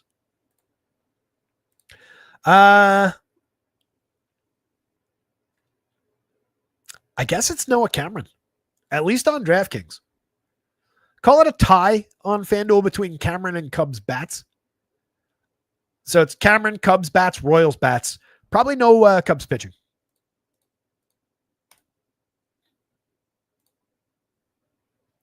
A's and the Rangers, these lineups are in. Hit the like button. Subscribe to the channel if you've not done that in the past while I load these lineups in. Every subscription here on YouTube does feed the algorithm. I promise I will stop talking about it as much once we crack that 1,000 mark. After that, I assume it just takes care of itself. Apparently, you can buy subscribers and gift subscribers and all kinds of crazy nonsense out there. All I want is that 1,000 mark. The site is rotoscouts.com. You can access all the baseball projections, including the individual home run model number for every single player in every confirmed lineup, pitching projections, top stack rankings, power index, and my personal home run picks for every single day. I do one from every team and then the overall home run pick every day. You can also access the football projections. We're going to be hitting the site as soon as football season starts for every single football game that we play this year. Those are under $1 a day for access to baseball, football, hockey, basketball, all 4 sports when they're all going together, which is a nightmare for me. So check that out over at rotoscouts.com. No time like the present to jump in. Athletics with Jacob Lopez on the hill, facing the Rangers with Jack Leiter. 2 capable enough young pitchers. Leiter coming in with a 4.37 ERA, but a 4.74 xFIP, 11% walks, just under a 20% strikeout. Probably the weaker of the two options here going up against this hard-hitting A's lineup. I'd rather have some A's bats, I think. Jacob Lopez at 68.77 has a 27.9% strikeout rate, 4.20 ERA, 4.21 xFIP, pretty similar. 12.4% swinging strikes, nearly a 30% CSW is what makes him interesting. The strike throwing, the ability to find some punch-outs at the major league level, going up against a team with a deceptive 20.5% average down there. Let's do the guys in the meat of the lineup here who have actual plate appearances. 21.6, a little bit higher. Cody Freeman, just 3 plate appearances, and Michael Hellman up at the top, just 6 plate appearances so far this season. I would say those are 2 weak points in this lineup. You get Higgy hitting 6th. You get a scuffling everybody to attack. I like the Jacob Lopez price. 68 on DraftKings works very, very well. Projects out pretty decently, has some ceiling on top of that. High danger enough spot, though. Those are good bats, right? Just because guys are underperforming doesn't mean these guys are bad. So it is still a high danger spot, even at your 68. But that 68 gives you a little bit of cushion, especially on a day like today, where even if they put a couple runs on him, as long as he's finding his Ks, you should be all right. It would be more challenging to get to Leiter, especially on FanDuel. 8,000 is just broken. That's just dumb. Would not play Leiter at 8,000 on FanDuel. Would not play as strong. In 150 lineups, I'd have a few shares. In 20 lineups, maybe one, just a dart throw where I'm saying, well, I used that $8,300 guy a few times, so let me use Jack Leiter here. But not much appeal there, given how he's been pitching overall. And just given the idea that I kind of want to get to some A's against him. I think there's upside there. 415 implied total. Maybe they don't fly off the top of anybody's stacks board and into their lineups all that much as they do typically. So I'm kind of interested on that side of it. At 68, is Leiter playable on DraftKings? Loosely, but it would be like, every 3 Lopez shares, you take a Leiter share, maybe something along those lines. A's bats with Lawrence Butler at the top of the lineup, 43-32. He's hit 13 home runs. He's got 16 stolen bases, a 105 WRC plus. Tremendous option. He strikes out a lot, but he also draws some walks, hits the ball very, very hard. Jacob Wilson, is one of the best hit tools in the game right now. For 4,000 at shortstop, that's a bargain. 2,900 on FanDuel. Sitting 323, 365, 456, ahead of Kurtz, who just doesn't stop hitting home runs, ahead of Brent Rooker, Shea Langoliers, Tyler Soderstrom. That is an ideal lineup position for this kid. Just take the correlated scoring play and say thank you very much. And make sure we get the right Max Muncy. That is my least favorite thing about this season, is that Max Muncy thing. Kurtz, 4,500, 3,700. The FanDuel price is correct. The DraftKings price is too low. 18.4% barrels, 52.5% hard hits, 18 home runs in 248 chances. He's tied with Tyler Soderstrom, who set the season on fire at the beginning of the year. Soderstrom's got 18 in 405 chances. He's 3 off of Brent Rooker, who has made 439 plate appearances. Nearly 200 more plate appearances, and he's only hit 3 more home runs than Kurtz has. This kid is entirely legit. There's nothing, well, not nothing. This is less than surprising, but it's a Herculean effort to have gotten here. But this is this kid fulfilling his potential. He is this good of a power bat. Maybe not a 326 ISO going forward, maybe not a 601 slug. Maybe the pace cools slightly. But he's a very, very real home run hitter, 11.18 to lead the team in the home run model today. Rooker, 9.87 to lead the team, to sit in the second spot, 235 ISO, 136 WRC plus. Love me some Brent Rooker. Shea Langoliers is cheap at 38, where you got to play catchers, 10.8% barrels, 45.5% hard hits, 14 home runs. All Shea Langoliers needs to do is go out there and hit you the occasional home run. He's not striking out this year, which is really interesting. 27-2 last year, 29-2 the year before, down to 19-6 this year. That makes him a more appealing bat. Tyler Soderstrom at 4,031 is a great buy. 7.38 in the home run model. His pace is definitely cooled from that tear early in the season, but he's just maintained quality overall. 116 WRC plus, 194 ISO, 12.5% barrels, 48% hard hits. Now that he's gotten cheap again, nothing not to like about that. Miguel Andujar, low strikeout, low walk, a lot of quality batted ball events. Not in terms of hitting the ball particularly hard, but he's slashing 291, 323, 392. He's been an interesting hit tool focus player. You can see the 285 xWOBA probably flies in the face of that production, though. As long as we're not paying tax for that production that he's already provided, we're fine there. 28-25, that's perfectly fine to go to even the regular version of Miguel Andujar.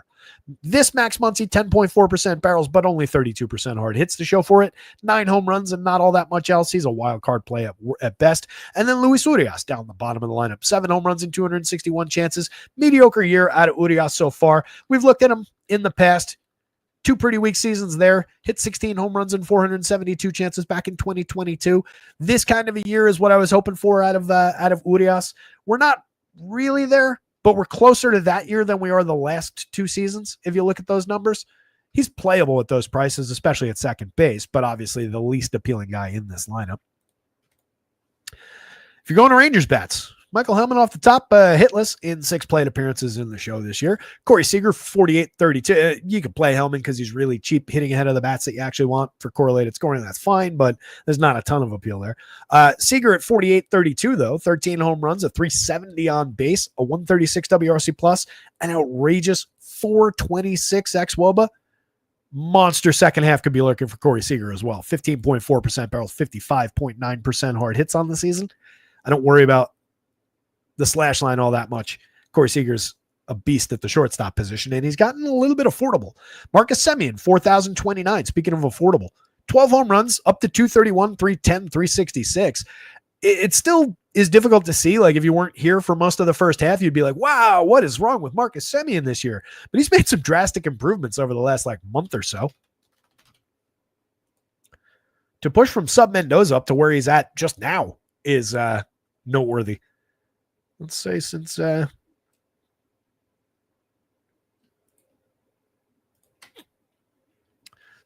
15th, 252, 326, 443 with a 113 WRC plus, just an 18.9% strikeout, 9.8% walk. He's hit 5 home runs, scored 21, driven in 20, stolen a base.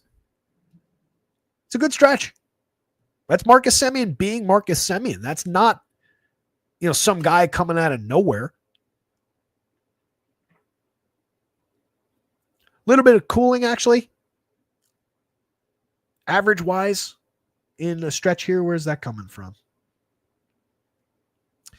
Since the start of July, it's actually 203, 294, 424. 4 of his home runs, 14 runs, 12 ribbies, and that stolen base in that stretch.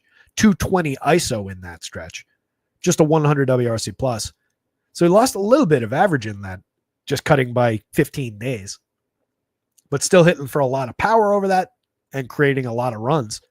So I'll take the upside with him still as affordable as he is. Adolis Garcia has been interesting. 13 home runs, 10 steals, 331 xWOBA under the covers remains the target talking point here. 13.3%, 49% over on this side. That's the Adolis Garcia that I know. We're just going to ignore the 232, 276, 399 part about it. We're going to focus on the price, the cheap talent. Love the option as far as upside if we're going to Rangers against Jacob Lopez.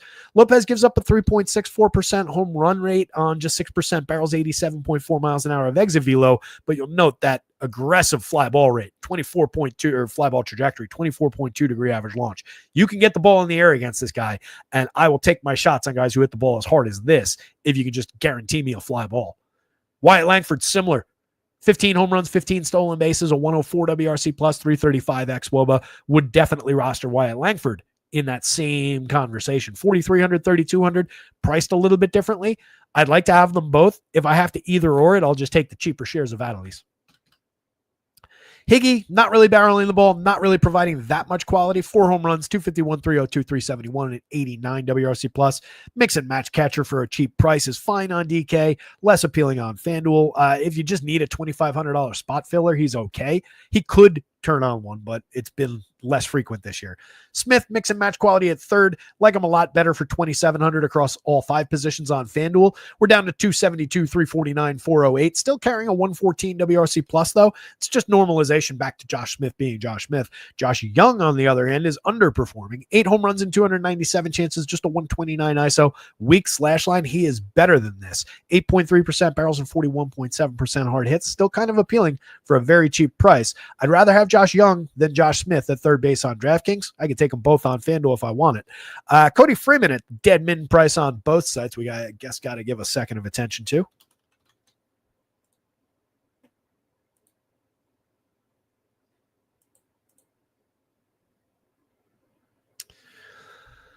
.350 plate appearances in AAA this year. He's got 12 home runs, slashing 315, 367, 494, 178 WRC plus, 8.9% strikeouts against 8% walks. That's as a 24-year-old in AAA. Started the season just having turned 24. So we're just on the cusp of being like, you should have gotten out of AAA by now. But still, that's fine. Last year in 518 AA plate appearances, 14 homers, 15 steals, 264, 324, 32. Reasonable. Wouldn't stun me if Cody Freeman had a decent enough day against Jacob Lopez for the dead min anyway. If you're just using him as a cheap wraparound, I think that makes sense. It's probably a situation where you're taking one of... that makes more sense.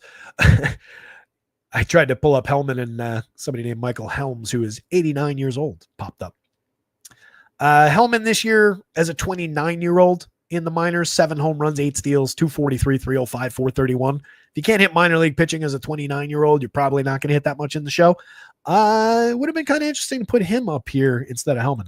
So you probably want one of those two guys. If you're considering it, I would just use him as like a secondary leadoff option and wrap him around back up to this. So like if you do that second base, so you're forgoing either of these guys at third, and you're probably using Freeman at third so you can get to Semien at second. Obviously, we want Seager there, and then I'll take both outfielders. And I'm at 3,800 apiece to target Jacob Lopez with some high quality righties. Dead min price Cody Freeman and Corey Seager. That's kind of appealing. 3,800 a man on the nose is not expensive. I can get into that.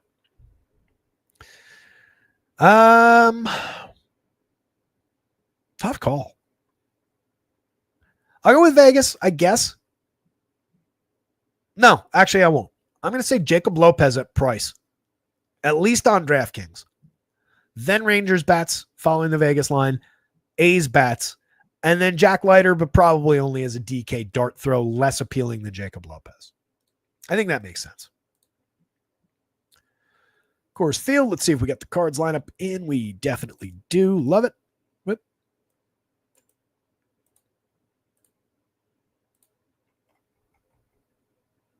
Let me pop back over to chat, see if you guys are talking about anything. Gun's here. What's up, Gun?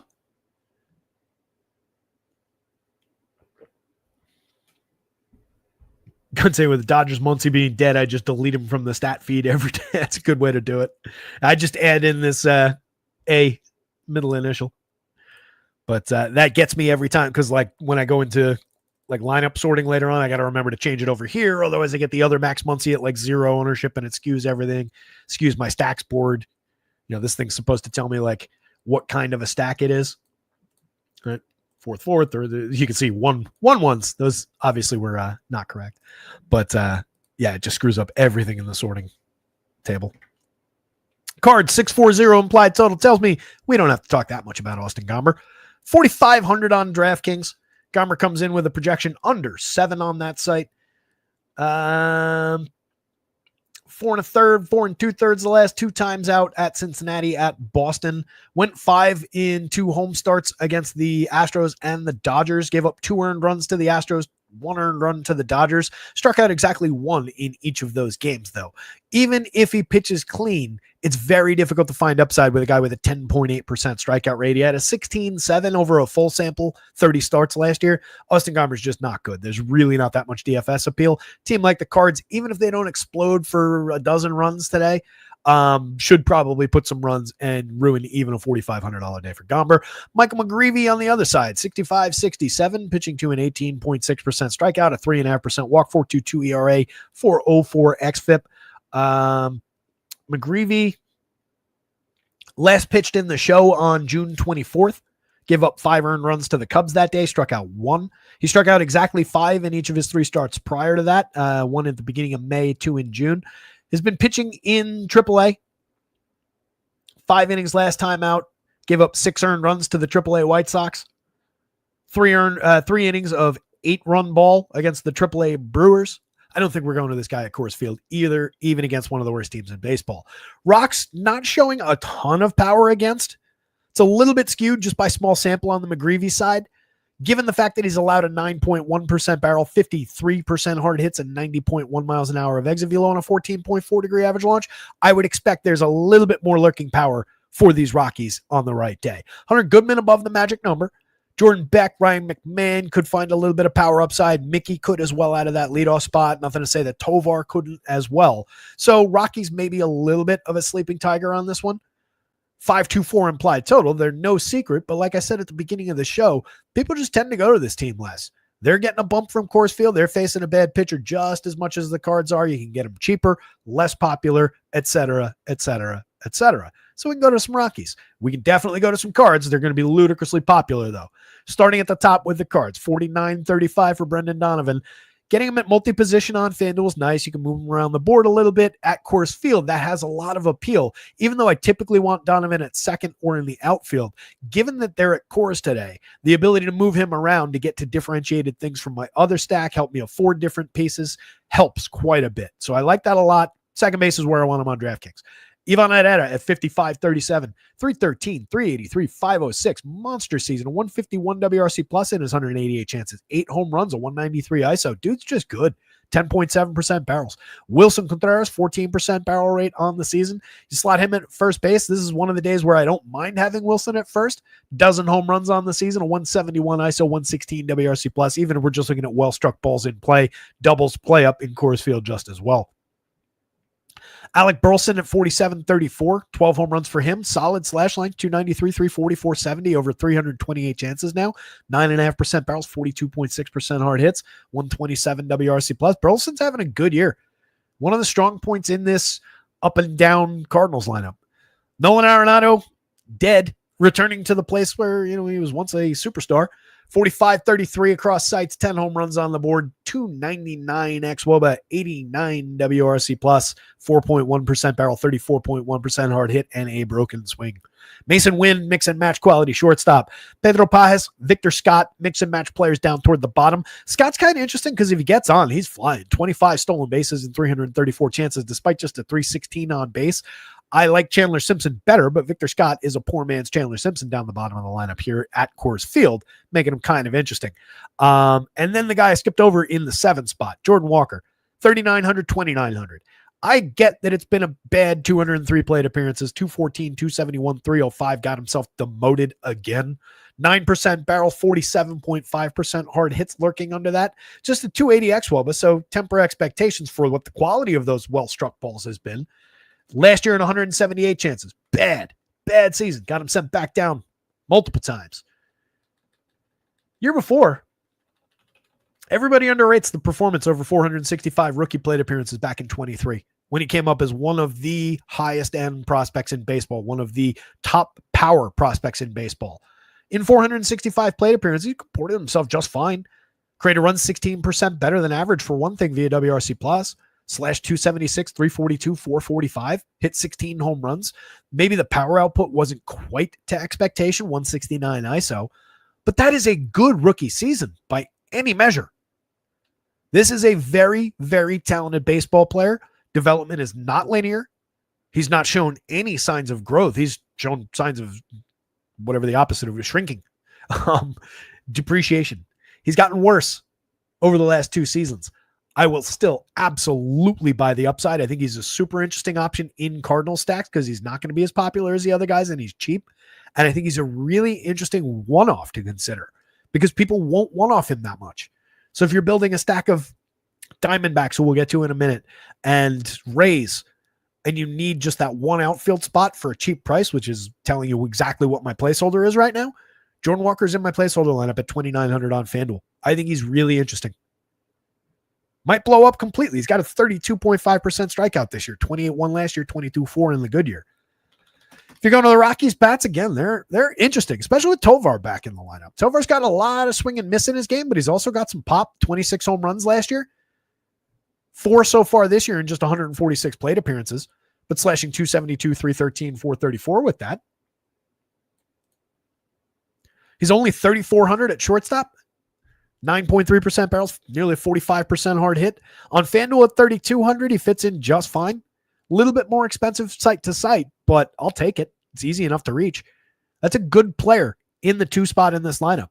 Mickey Moniak at 4,134, not going to be a secret from anybody at this point, but he's cheap still on DraftKings.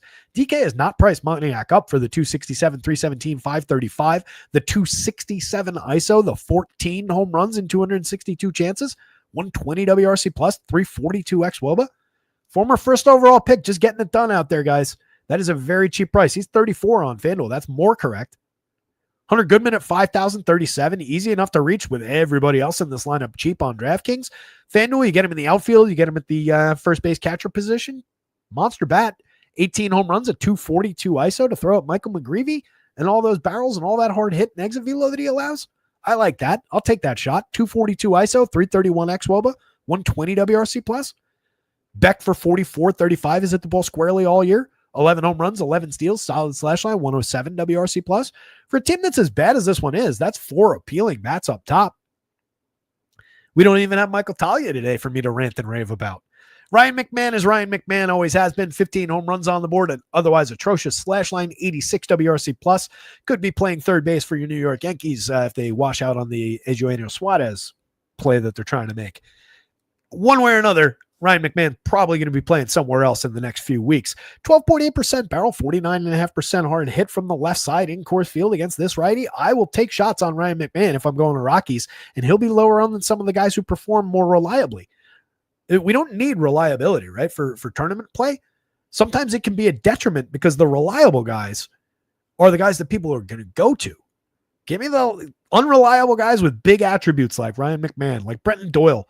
11.9% barrels, 46.5% hard hits. It's resulted in only 7 home runs in 336 plate appearances. It's resulted in an even worse 205, 256, 324 slash line of 47 WRC plus.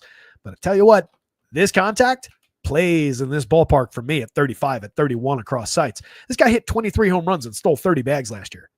260, 317, 446. Terrible year for him, but there's talent there. Janquiel Fernandez at 31-26. Over 35 plate appearances, been okay. 265, 286, 324, just a .059 ISO. Most concerningly, a 169 xWOBA, but he hasn't really had a chance to get anything going here. He's a better player than this. Kid's got a little bit of prospect upside. Orlando Arcia, mix and match quality. Adil Amador, same thing, down lineup. You can obviously go to any of the 9 in either of these teams, though, because it's Coors Field, bad pitching. Cards, Rocks, no pitching. Come on. 5:38, 3 games to go. Can he do it? Can it get us out by 6? Love the pitching in this one. Let me see if we got the lineups. We've got the Mariners lineup. So Kirby's made 10 starts. Woodruff has only made 2. Both of these pitchers are premium arms when they're fully healthy. Both of these pitchers have been pitching fairly well, even not necessarily, fully stretched out, fully healthy. Love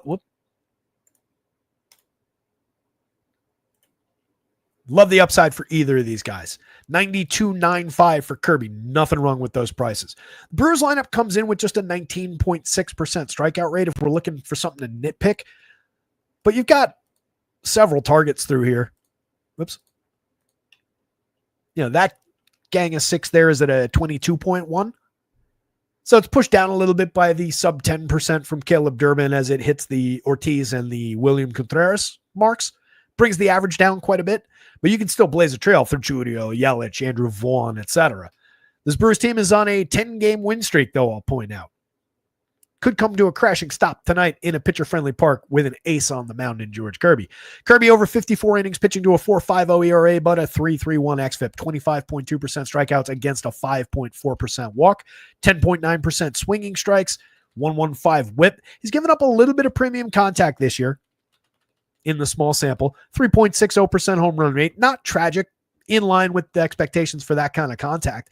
Last year, just a 35.9 on the hard hit rate, 89 miles an hour of exit velo. Still gave up some barrels on a fly ball trajectory, but was keeping the ball in the yard pretty effectively last season. 3.53 ERA, 3.58 xFIP, 23% strikeouts against just 3% walks. Tremendous strikeout to walk pitcher. Tremendous for depth as well in fully healthy seasons. So far this year, he has, in his 10 starts, has completed the 6th 4 times, completed the 7th once, pitched into the 7th another time. That was 6 1/3 2 starts ago against the Pirates. 4-hitter, 9 strikeouts, no runs. Last time out against Detroit, at Detroit, a little bit of a bumpy one. 4 earned runs on 5 hits, 6 Ks, 3 walks, and a home run allowed. Not an ideal day for George Kirby on that one, but I think we can forgive him knowing what we know about this pitcher. Peaked at a 14 strikeout day against the Angels over 7 innings back on June 8th.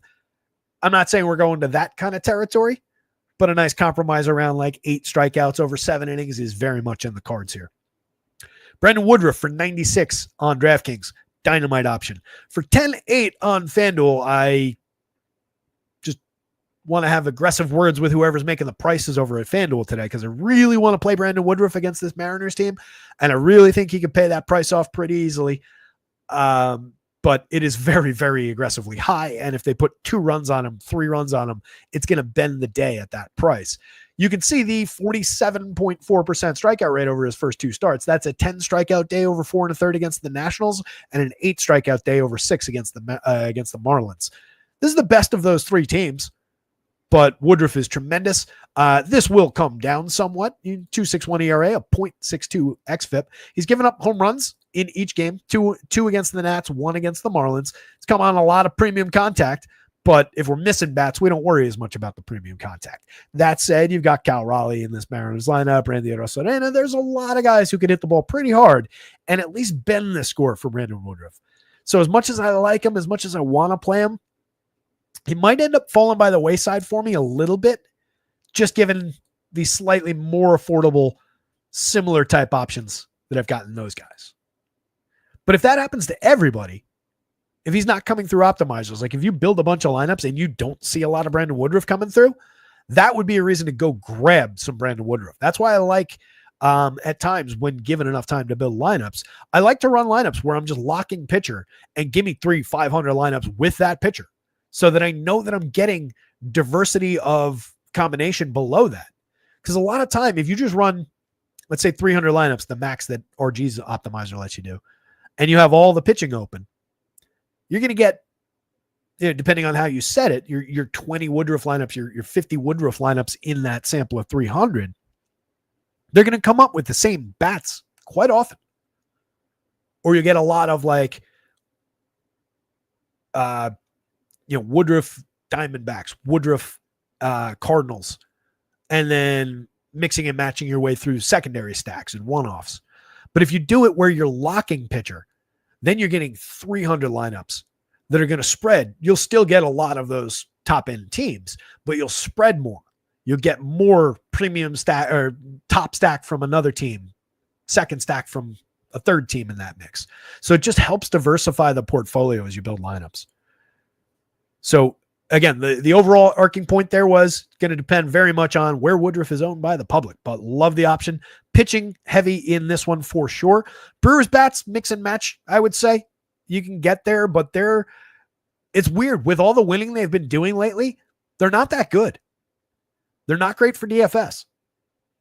16 home runs, 19 home runs are your 2 peaks with Jackson Chourio and Christian Yelich. Both those guys can steal you bases. Both those guys are good run creators. They can get to first base pretty effectively. That said, Chourio at a 297 on base percentage has a lot of work to do to become the star that he's supposed to be. 7.6% barrel, 38.7% hard hit. The combination of the counting stats, all the runs that he scores, the RBIs, the home runs and stolen bases, this stretch is what's kept them alive for DFS quality, for season-long fantasy quality especially. But there are some flaws there, for sure. Bryce Turang in the leadoff role, 39, 3,000 across sites. Having an okay year, gets on base quite a bit, 347 on base, 104 WRC plus, but even the WRC plus, not exactly overwhelming. William Contreras at a dead league average 100 WRC plus, 6 home runs, 5 steals, 243, 348, 345. At least is affordable at 4,100 a catcher if you want to go there. Andrew Vaughn, since arriving with this team, I think all 10 of their wins in this streak have come with Andrew Vaughn's promotion. 12.8% barrel, 48.8% hard hit on the season, 7 home runs, washed out of being a White Sox. That's difficult to do. Was a former 3rd overall pick of that team. Kind of surprising they just kind of cut bait, but here he is as a Brewer, and he's been thriving as a Brewer. I definitely want to go there if I'm rostering Milwaukee bats. He's very, very cheap for the upside, for the quality. That said, I don't really want to tackle George Kirby with the Brewers in a pitcher-friendly park. Isaac Collins, Caleb Durbin have been giving you a little bit lately. 268, 371, 405 for Collins, and 264, 350, 382 for Durbin, 124 and 111 WRC plus marks. Those are guys that are helping drive this win streak. They can just get on base, they come around, and you just get a lot of sequencing out of these guys. Blake Perkins, Joey Ortiz, kind of mix and match pieces down toward the bottom of the lineup. Maybe Perkins gives us a little bit. Last year, 6 home runs, 23 steals, and 434 plate appearances, 83 WRC plus. Ortiz had the better WRC plus that year. Perkins is okay for like counting stats along the way. The occasional home run, the occasional steal, but not all that appealing. Mariners bats, JP Crawford, an on-base machine in the leadoff spot, 388 on base, 131 WRC plus, just one of the best pure table setters in baseball. 3,300 on DraftKings, 2,900 on FanDuel. If you're just taking the correlated scoring piece, if you're choosing to target Brandon Woodruff with Mariners bats as just a choice, Crawford belongs in those lineups, but it's not a great choice to be making to target Brandon Woodruff. Julio Rodriguez at 46-33, 14 homers, 19 steals in a disappointing first half. 109 WRC plus, though. It's difficult to say it's fully disappointing. He's still doing a lot of interesting things out there, creating counting stats. It's just not the peak Julio performance. We saw that last year over the first half as well. 62-43 for a catcher with 38 home runs, 11 stolen bases, a 171 WRC plus. Cal Raleigh is a no-brainer anytime you go to the Mariners. Randy Arozarena at 45-34, 18 homers, 16 steals. Really pulled it together over a stretch of the last month or so. 138 WRC plus, a 216 ISO. Arozarena is really interesting in the outfield when you go to Mariners. It's just, I'll go to the Mariners more against some of these other Brewers pitchers maybe. Jorge Polanco at 34-29, 15 home runs for him. It's been an up and down kind of a season. Just 13.6% strikeouts, though. If we're fishing around for some bat on ball, that's a ridiculous improvement from 25-7 2 years ago, 29-2 last year to 13-6 so far this year. It's been a return to form overall for Polanco. Like, these are reminiscent of his good seasons, these numbers overall. Very playable, 123 WRC plus, and still hitting the ball fairly hard. Luke Raley's always interesting from the left side, especially at 3,200 at first base, 27 first base and outfield on FanDuel. Can hit you a home run, can steal you a base. Dominic Canzone hits the ball squarely as well. 106 pretty good plate appearances, 317, 349, 554 with a 238 ISO. 6 home runs. That's a good stretch from Dom Canzone. He's just been putting very, very high quality bat on ball, not striking out that much, not walking that much, so you're just getting frequency of contact there. Ben Williamson and Cole Young, pretty skippable down lineup. Pair of 250 hitters, 75 and 92 WRC plus respectively.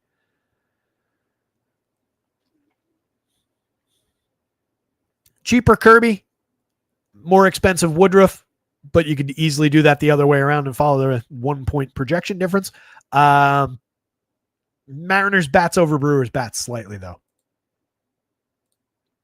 Like, if I'm going bats in that one, give me the harder hitting team against the guy who's had a little bit of a contact problem in his return, but we're probably not going to that many bats. Astros Diamondbacks. The answer to that question, could I get it done by 6 o'clock when we were at 5:38 going into that game? The answer is now no, but we'll be close. Astros Diamondbacks. I've been talking all show long about liking this Diamondbacks lineup. You've got 3 guys in the 15 range in the home run model today.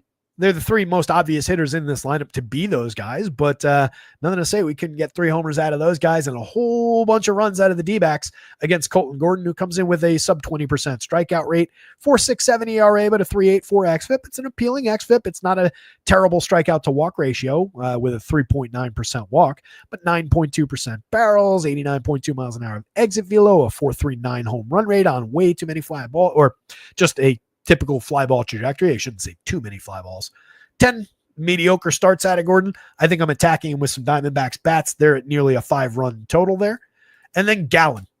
$7,500 Zach Gallen on DraftKings. He's got to get some popularity for that. I talked about the rocky recent start against the Angels, 6 earned runs, 3 strikeouts, 2 walks, but 2 dynamite starts against the Padres and the Giants prior to that. Before those two, I didn't mention earlier, a start at the White Sox on June 25th. 5 earned runs, 2 strikeouts, and a walk, 2 home runs allowed to the White Sox. The Coors Field start that came before that, we could kind of forgive because it's Coors Field, but he gave up 7 runs on 10 hits, struck out 5, walked 1, 2 home runs in that one. A couple bad starts against the Pods, the Reds, in which he was allowed to pitch deep, 4 runs in each game, 1 home run to the Pods, 3 home runs to the Reds at Cincinnati. It's been a rocky season overall for Gallen. 5.40 ERA, 4.12 xFIP, though. It's a better pitcher than that 5.40 ERA for sure. 22% strikeout rate this year, 9.8% swinging, 28.9% CSW. Those are all okay numbers. They're a little bit down in comparison to where he's been in seasons past, but they're okay just compared to the average, compared to the board. The 11.8% barrels that he's allowed, the 46.7% hard hits, and the 91 miles an hour of exit velo that he's allowed are all tremendously concerning. And every one of those marks is way above our threshold. 4.23% home run rate. Not at all surprising to be above 4. Kind of surprising he's not above like 4.5 given those numbers. Absolutely would play Zach Gallen, though, at 75. Would play at 83. The only reason he's not in my placeholder is because I had 4 Diamondbacks in it and 4 from another. Oh, no, I did go to the one-off. I think he is in my placeholder. I gotta check. I think that's why I ended up using the one-off. Yep. Oh, good. And everybody's actually playing. Gallen, Naylor, Marte, Suarez, some Reyes, Jordan Walker, one-off. Just the placeholder. But yeah, big upside I can see for the Diamondbacks. Scary proposition to play a lot of Zach Gallen, but there he is. 23.8% strikeout rate for the opponents. A little bit of that is juiced up by those 2 30s over weak plate appearances, 3 30s over light plate appearances. Among the guys who have actual sample size here, we're actually talking about a 19.4% strikeout rate. So, maybe these guys are a couple of targets in there if they're in the lineup.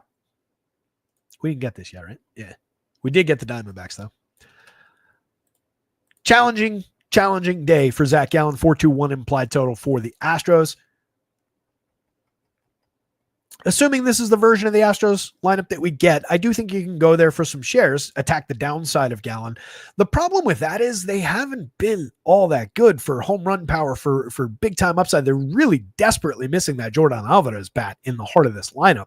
Started taking swings again, but he's not going to be here today. That is a little bit concerning when we want to attack the power that this guy's allowing. But Jose Altuve can hit home runs. He's got 17 on the year, up to a 186 ISO. Altuve's up to 278, 338, 465, a 121 WRC plus. As I've been saying, this has just turned into a good Jose Altuve season after the concerning start. Cam Smith gets on base effectively, 337 on base, a 333 xWOBA, 111 WRC plus. Not overly expensive, 35.28, easy to afford. Connect them into Altuve. Victor Caratini for 33.28, continuing to deliver 10 home runs, a 175 ISO, 113 WRC plus, solid premium contact marks. Christian Walker's been a total disappointment in 392 chances this year, 13 home runs, just a 148 ISO and an 87 WRC plus from a guy who is one of the better hitting first basemen in baseball over the last few seasons. 11.5% barrel, 45.5% hard hits under the covers, or loudly on the surface. I don't know. There is appeal there still. If you're going to Astros, I don't think you're skipping Christian Walker because, like I was just saying, we want to be targeting the barrels, the hard hits, the exit velo, and he's the guy who's most likely to do it. Jainer Diaz, bad season, good player. 239, 271, 394 is way off of expectation. 13 home runs. At least there's been power, some barrels, some hard hits, still low strikeout, low walk. So a lot of contact, a lot of quality contact. He's just not finding results this year. Still a believer, but it's been challenging this year.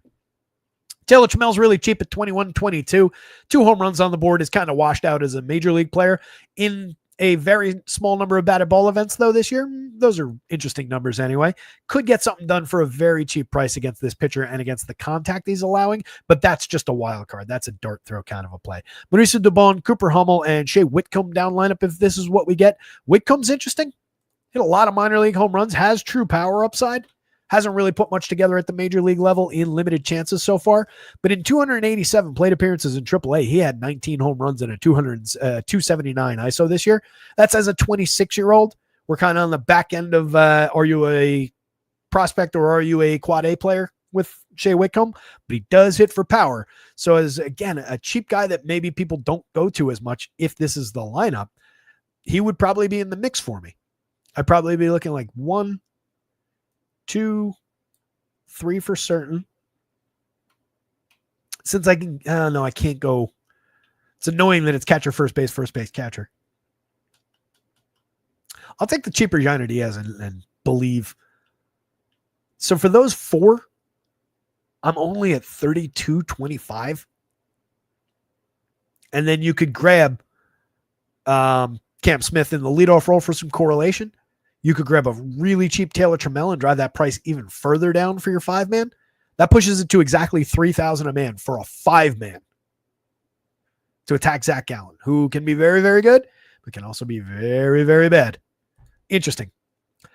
Diamondbacks bats. Ketel Marte's a superstar or a star. I don't know. We're arguing back and forth about that those labels today. Thanks, my lanes. I appreciate it. My lane says, Terry's name pronunciation is pure gold, the best. Appreciate you, buddy. Captain America Bleed says, love Terry, but Yanks fans are delusional. 0 chance Suarez moves to the Yankees. Wet dreams. I definitely wouldn't say 0. The Yankees have a pretty solid offer on the table for him. That's one of the top rumored spots that he's going to land. There's a lot of suitors for him, though. I very clearly 2 games ago said if Suarez doesn't go there, we're probably going to end up with Ryan McMahon. If I was betting on that, I would say it's more likely the Yankees end up with Ryan McMahon than Suarez, just because there's more people chasing Suarez and he's the way better player. But to say that there's no chance, no, that's just silly. Yankees have a offer on the table that includes, per reporting, 5 prospects, none of whom are Spencer Jones or George Lombard, in an offer for Suarez, Merrill Kelly, and a reliever. That offer obviously hasn't closed, but I mean, it's a conversation. So to say there's no chance, silly. And man, would that be a good addition to this lineup? They also need some pitching. Merrill Kelly would help that. All right. So top of the Diamondbacks, Ketel Marte, Corbin Carroll, Eugenio Suarez, pretty obvious. All 3 of those guys above the 15 mark in the home run model. We've got 35 on board for Eugenio. We've got 21 for Carroll, 19 for Marte up at the top. All 3 of those players are tremendous. They're expensive. They're difficult, but it's not by any stretch of the imagination an impossibility to get all 3 of those guys in your Diamondback stack with 2 appealing bats like, let's say, Josh Naylor, Lourdes Gurriel in the 3 and the 5 spot. Either one of those guys belongs in some lineups. 12 home runs on the season for Lourdes Gurriel. 11 homers, 11 steals, and a very, very good slash line and a 125 WRC plus for Josh Naylor this year. He's just cheap on DraftKings anyway at 44. 35 is correct on FanDuel. He should be a $5,000 DraftKings player. Randall Grichuk is cheap. 3,200. 7 home runs and 175 chances, a 222 ISO, 15% barrels, 53.5% hard hits. That's the extreme version of Randall Grichuk doing what he does best, which is hitting the ball pretty hard from the right side against a weak lefty that we're looking to attack with bats here. I love the upside for an affordable Randall Grichuk. James McCann has hit lefties his entire career. Over 35 plate appearances this year, he's got 2 home runs, a 286 ISO. We're obviously not riding with that. Coming into this season, it had been a minute since McCann showed us anything. Mix and match quality catcher at worst. Blaze Alexander has a little bit of a hit tool. 258, 324, 355 in his 34 chances in the show so far this year. Another player is very, very cheap. He's put high quality bat on ball so far in that tiny sample. I don't expect much power or the ability to drive the ball a ton, but he can get on base and he can steal bags. He's an interesting enough mix and matcher at second base. You don't want him instead of Marte all that often, but if you do skip Marte up at the top and you just want to round out a Diamondback stack, it's a playable option down bottom instead of going to a random one-off that's not correlated. And then Geraldo Perdomo back where he belongs in the 9 spot where you can use him as a dynamite wraparound for 33 on FanDuel, 43 on DraftKings. I love that option because he gets on base at a 373 clip this year, 124 WRC plus. That is the ideal guy in baseball to use as a wraparound play. Wish he was a little bit cheaper like he used to be, but I'll take him back in that 9 spot. Love the ability to take him, put him back in front of these hitters. Diamondbacks bats in a big way. Zach Gallen. Astros bats. Colton Gordon, I really don't see the appeal. If you're just mixing and matching your way through these $6,000 DraftKings pitchers, could you have a few shares? Sure. Is the nearly 5-run total out in the desert telling you not to? Yes. Last game up. 6 o'clock on the nose. Twins 399 implied total. Dodgers 5+ to round out the show. The scuffling Los Angeles Dodgers. Is that fair to say? Scuffling Mookie Betts anyway.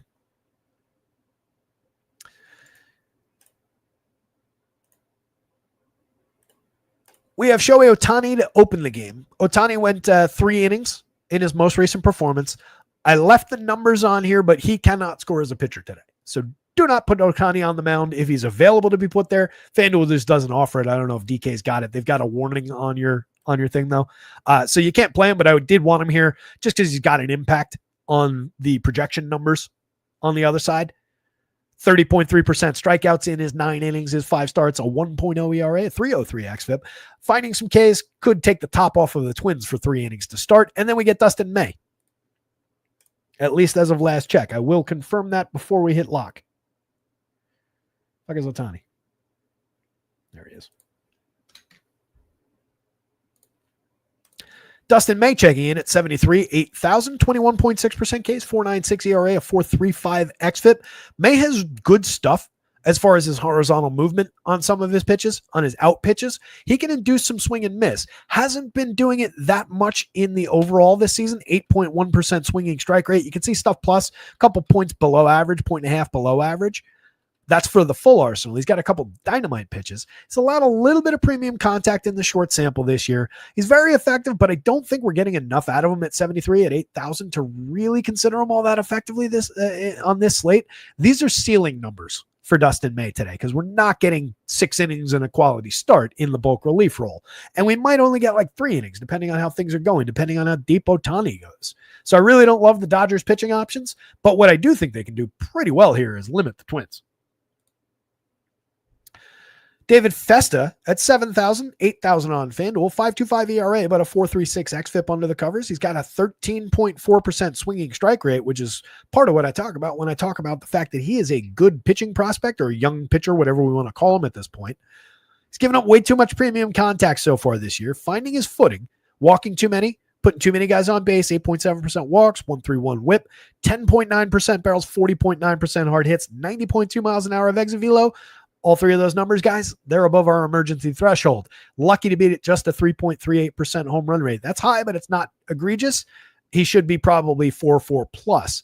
91.39 is curious on the stuff plus rating. Just want to see that real quick.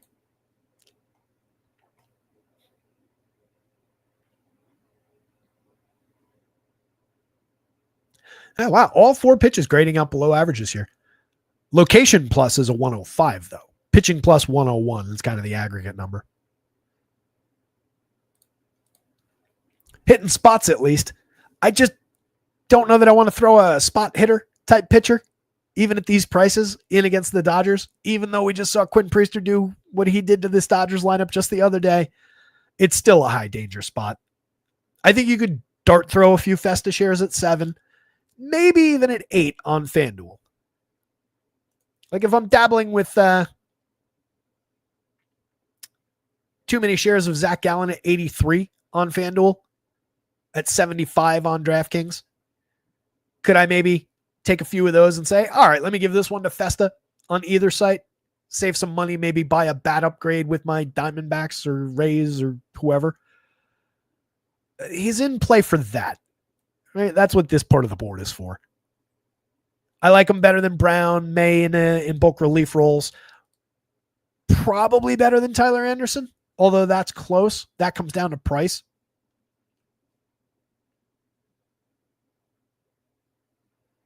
I don't think it would be entirely crazy to say that Festa at 8 against the Dodgers, maybe slightly better on FanDuel than $9,200 Cameron against the Cubs. Probably not. If you roll it 100 times, Cameron probably outpitches him, works deeper into the game, and just accrues more fantasy points. But it's closer than it might look given that price discrepancy. Twins bats against the Ohtani-May combination, really not that appealing. You do have Byron Buxton at 6,000, 4,100. He's got 22 homers, 17 steals, reminding everybody of the superstar, and I do mean superstar that he is when he's healthy.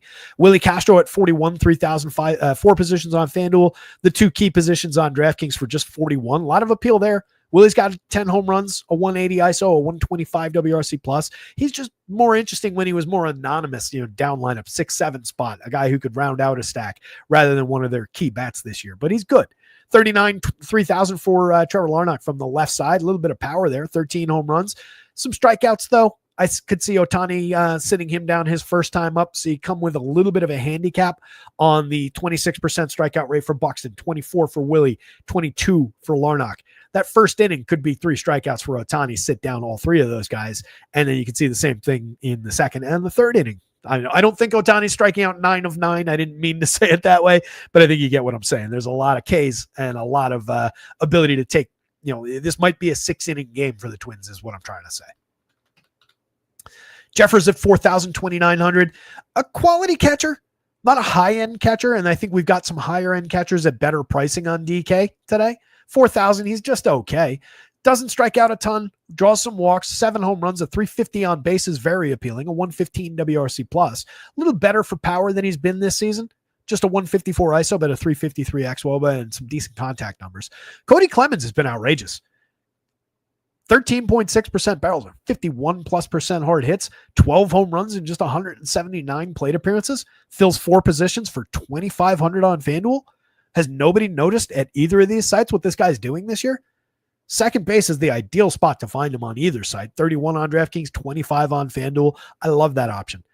302 ISO over 179 plate appearances. Would he continue that if you gave him 700 plate appearances this year? Of course not. It's Cody Clemens. But is he having a very, very nice year for the role that he's in? Absolutely. Is he a DFS asset that people are still not caught up to? Absolutely. Carlos Correa at 35-26, mix and match at worst, and he's way better than that. 46% hard hits on the year. That's up. The barrels are what's been missing. If he can find a little bit of elevation, drive the ball a little bit more effectively for power like he used to, we'd be looking at a solid last 2 months of the season. 7 home runs, an okay, not terrific slash line. 334 xWOBA to tell part of the story that I'm trying to tell. 98 WRC plus. He's been okay, not great, not good. That's why I say a little bit better than a mix and match quality guy this year, but big expectations going forward still.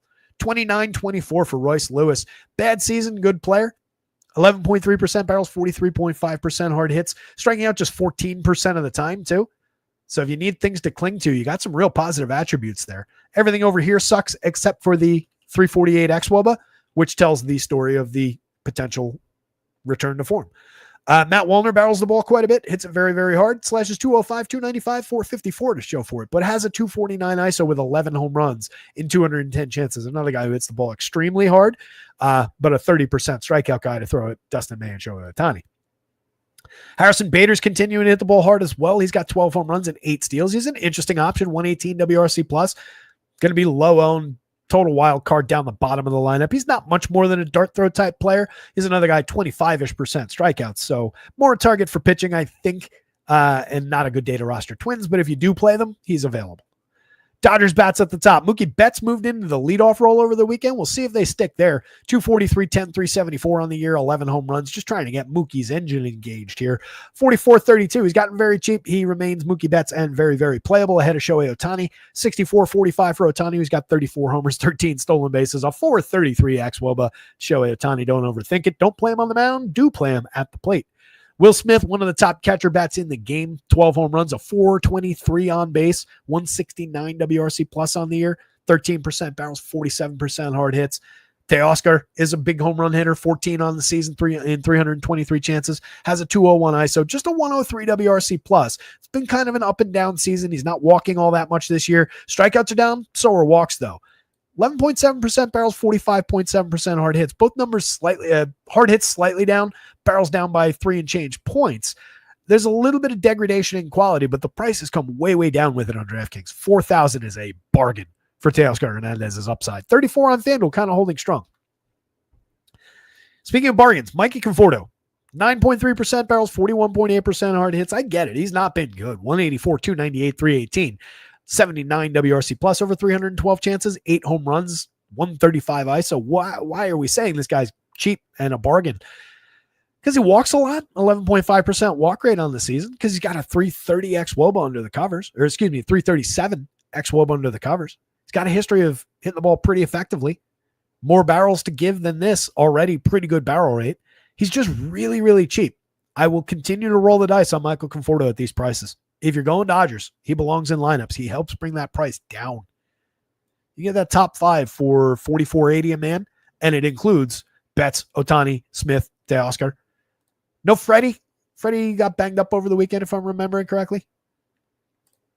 Andy Pa has a 38-31 across sites, having a great year, 17 homers, solid slash line, 121 WRC plus. Hae-Sung Kim in his 126 plate appearances has been really, really good. 11 steals, if nothing else, in that stretch, but slashing 328, 365, 445, 129 WRC plus. That's a guy they might want to consider for popping up here in the leadoff role on these odd days. Tommy Edman, Dalton Rushing, down lineup. Rushing, a high-quality catcher prospect bat, has done a little bit, 1 home run, 71 WRC plus, though, in his 79 chances.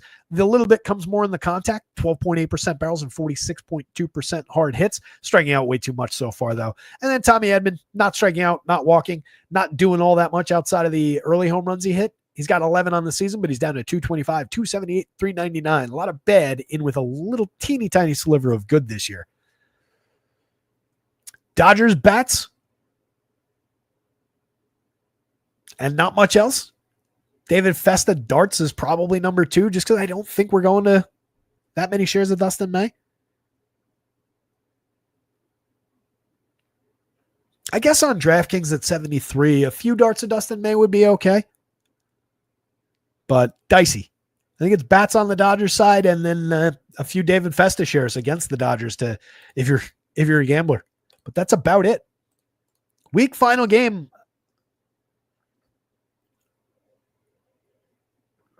Despite having 2 good teams, 2 good pitchers, it's kind of a weak final game. It's weird. Wouldn't surprise me to see the Dodgers have a big day, though.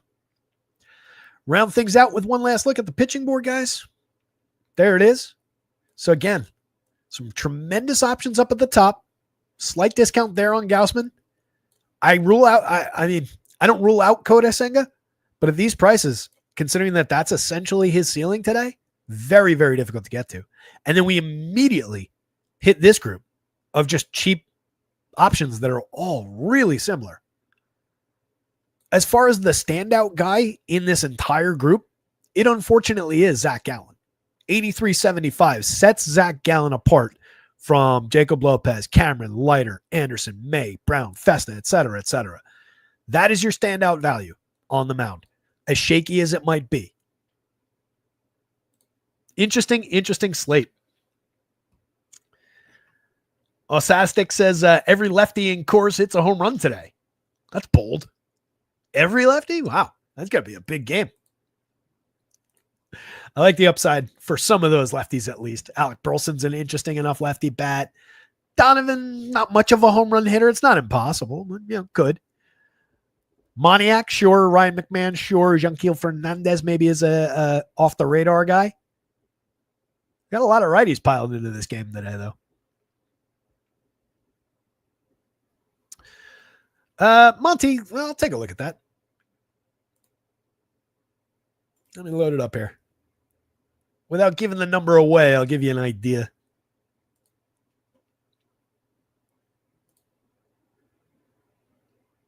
Ooh, jeez, 6:15. I gotta get out of here and get the site updated. All right. Oh, why is the ownership not loaded? It looks like they're updating ownership right now, unfortunately. So I'm not going to have a number on it.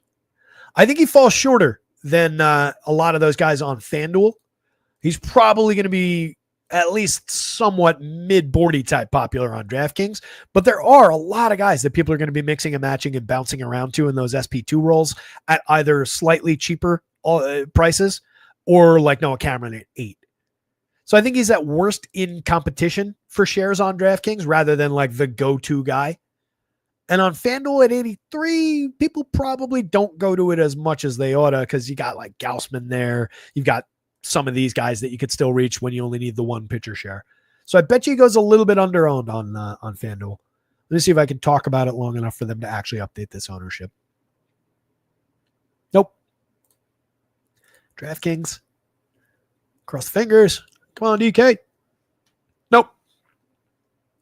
Yep, not going to be able to give you a better number on that, unfortunately. But that's kind of my feel on it anyway. Yeah, sure thing, bud. It's Zach Allen, so we are taking our chances, putting our foot on very unfirm ground there. Anyway, you guys, let me get out of here. Let me get this site updated. You guys absolutely rock. If you haven't done so already, please hit the like button down there, a little thumbs up guy if you haven't been on YouTube before. Subscribe to the channel. That helps out quite a bit. Subscribe over at rotoscouts.com. Under $1 a day gets you access to baseball projections, upcoming football, hockey, basketball, everything, all in, anything that hits that site under $1 a day. Check out our guys over at acemind.io for sim and optimization needs coming into football season. Check out Gundacker's site. A lot of friends out there in the industry to check out and help out. But I appreciate every single one of you guys. You absolutely rock. Love hanging out with you guys all day. That's about it. Yeah. Good luck out there tonight, guys. Somebody go win something. Share those results when you do. That's what I wanted to say. At rotoscouts Twitter handle, free Discord linked in the description for this video. So share those results when you go win something tonight. And we'll be back for more tomorrow. Later, gang.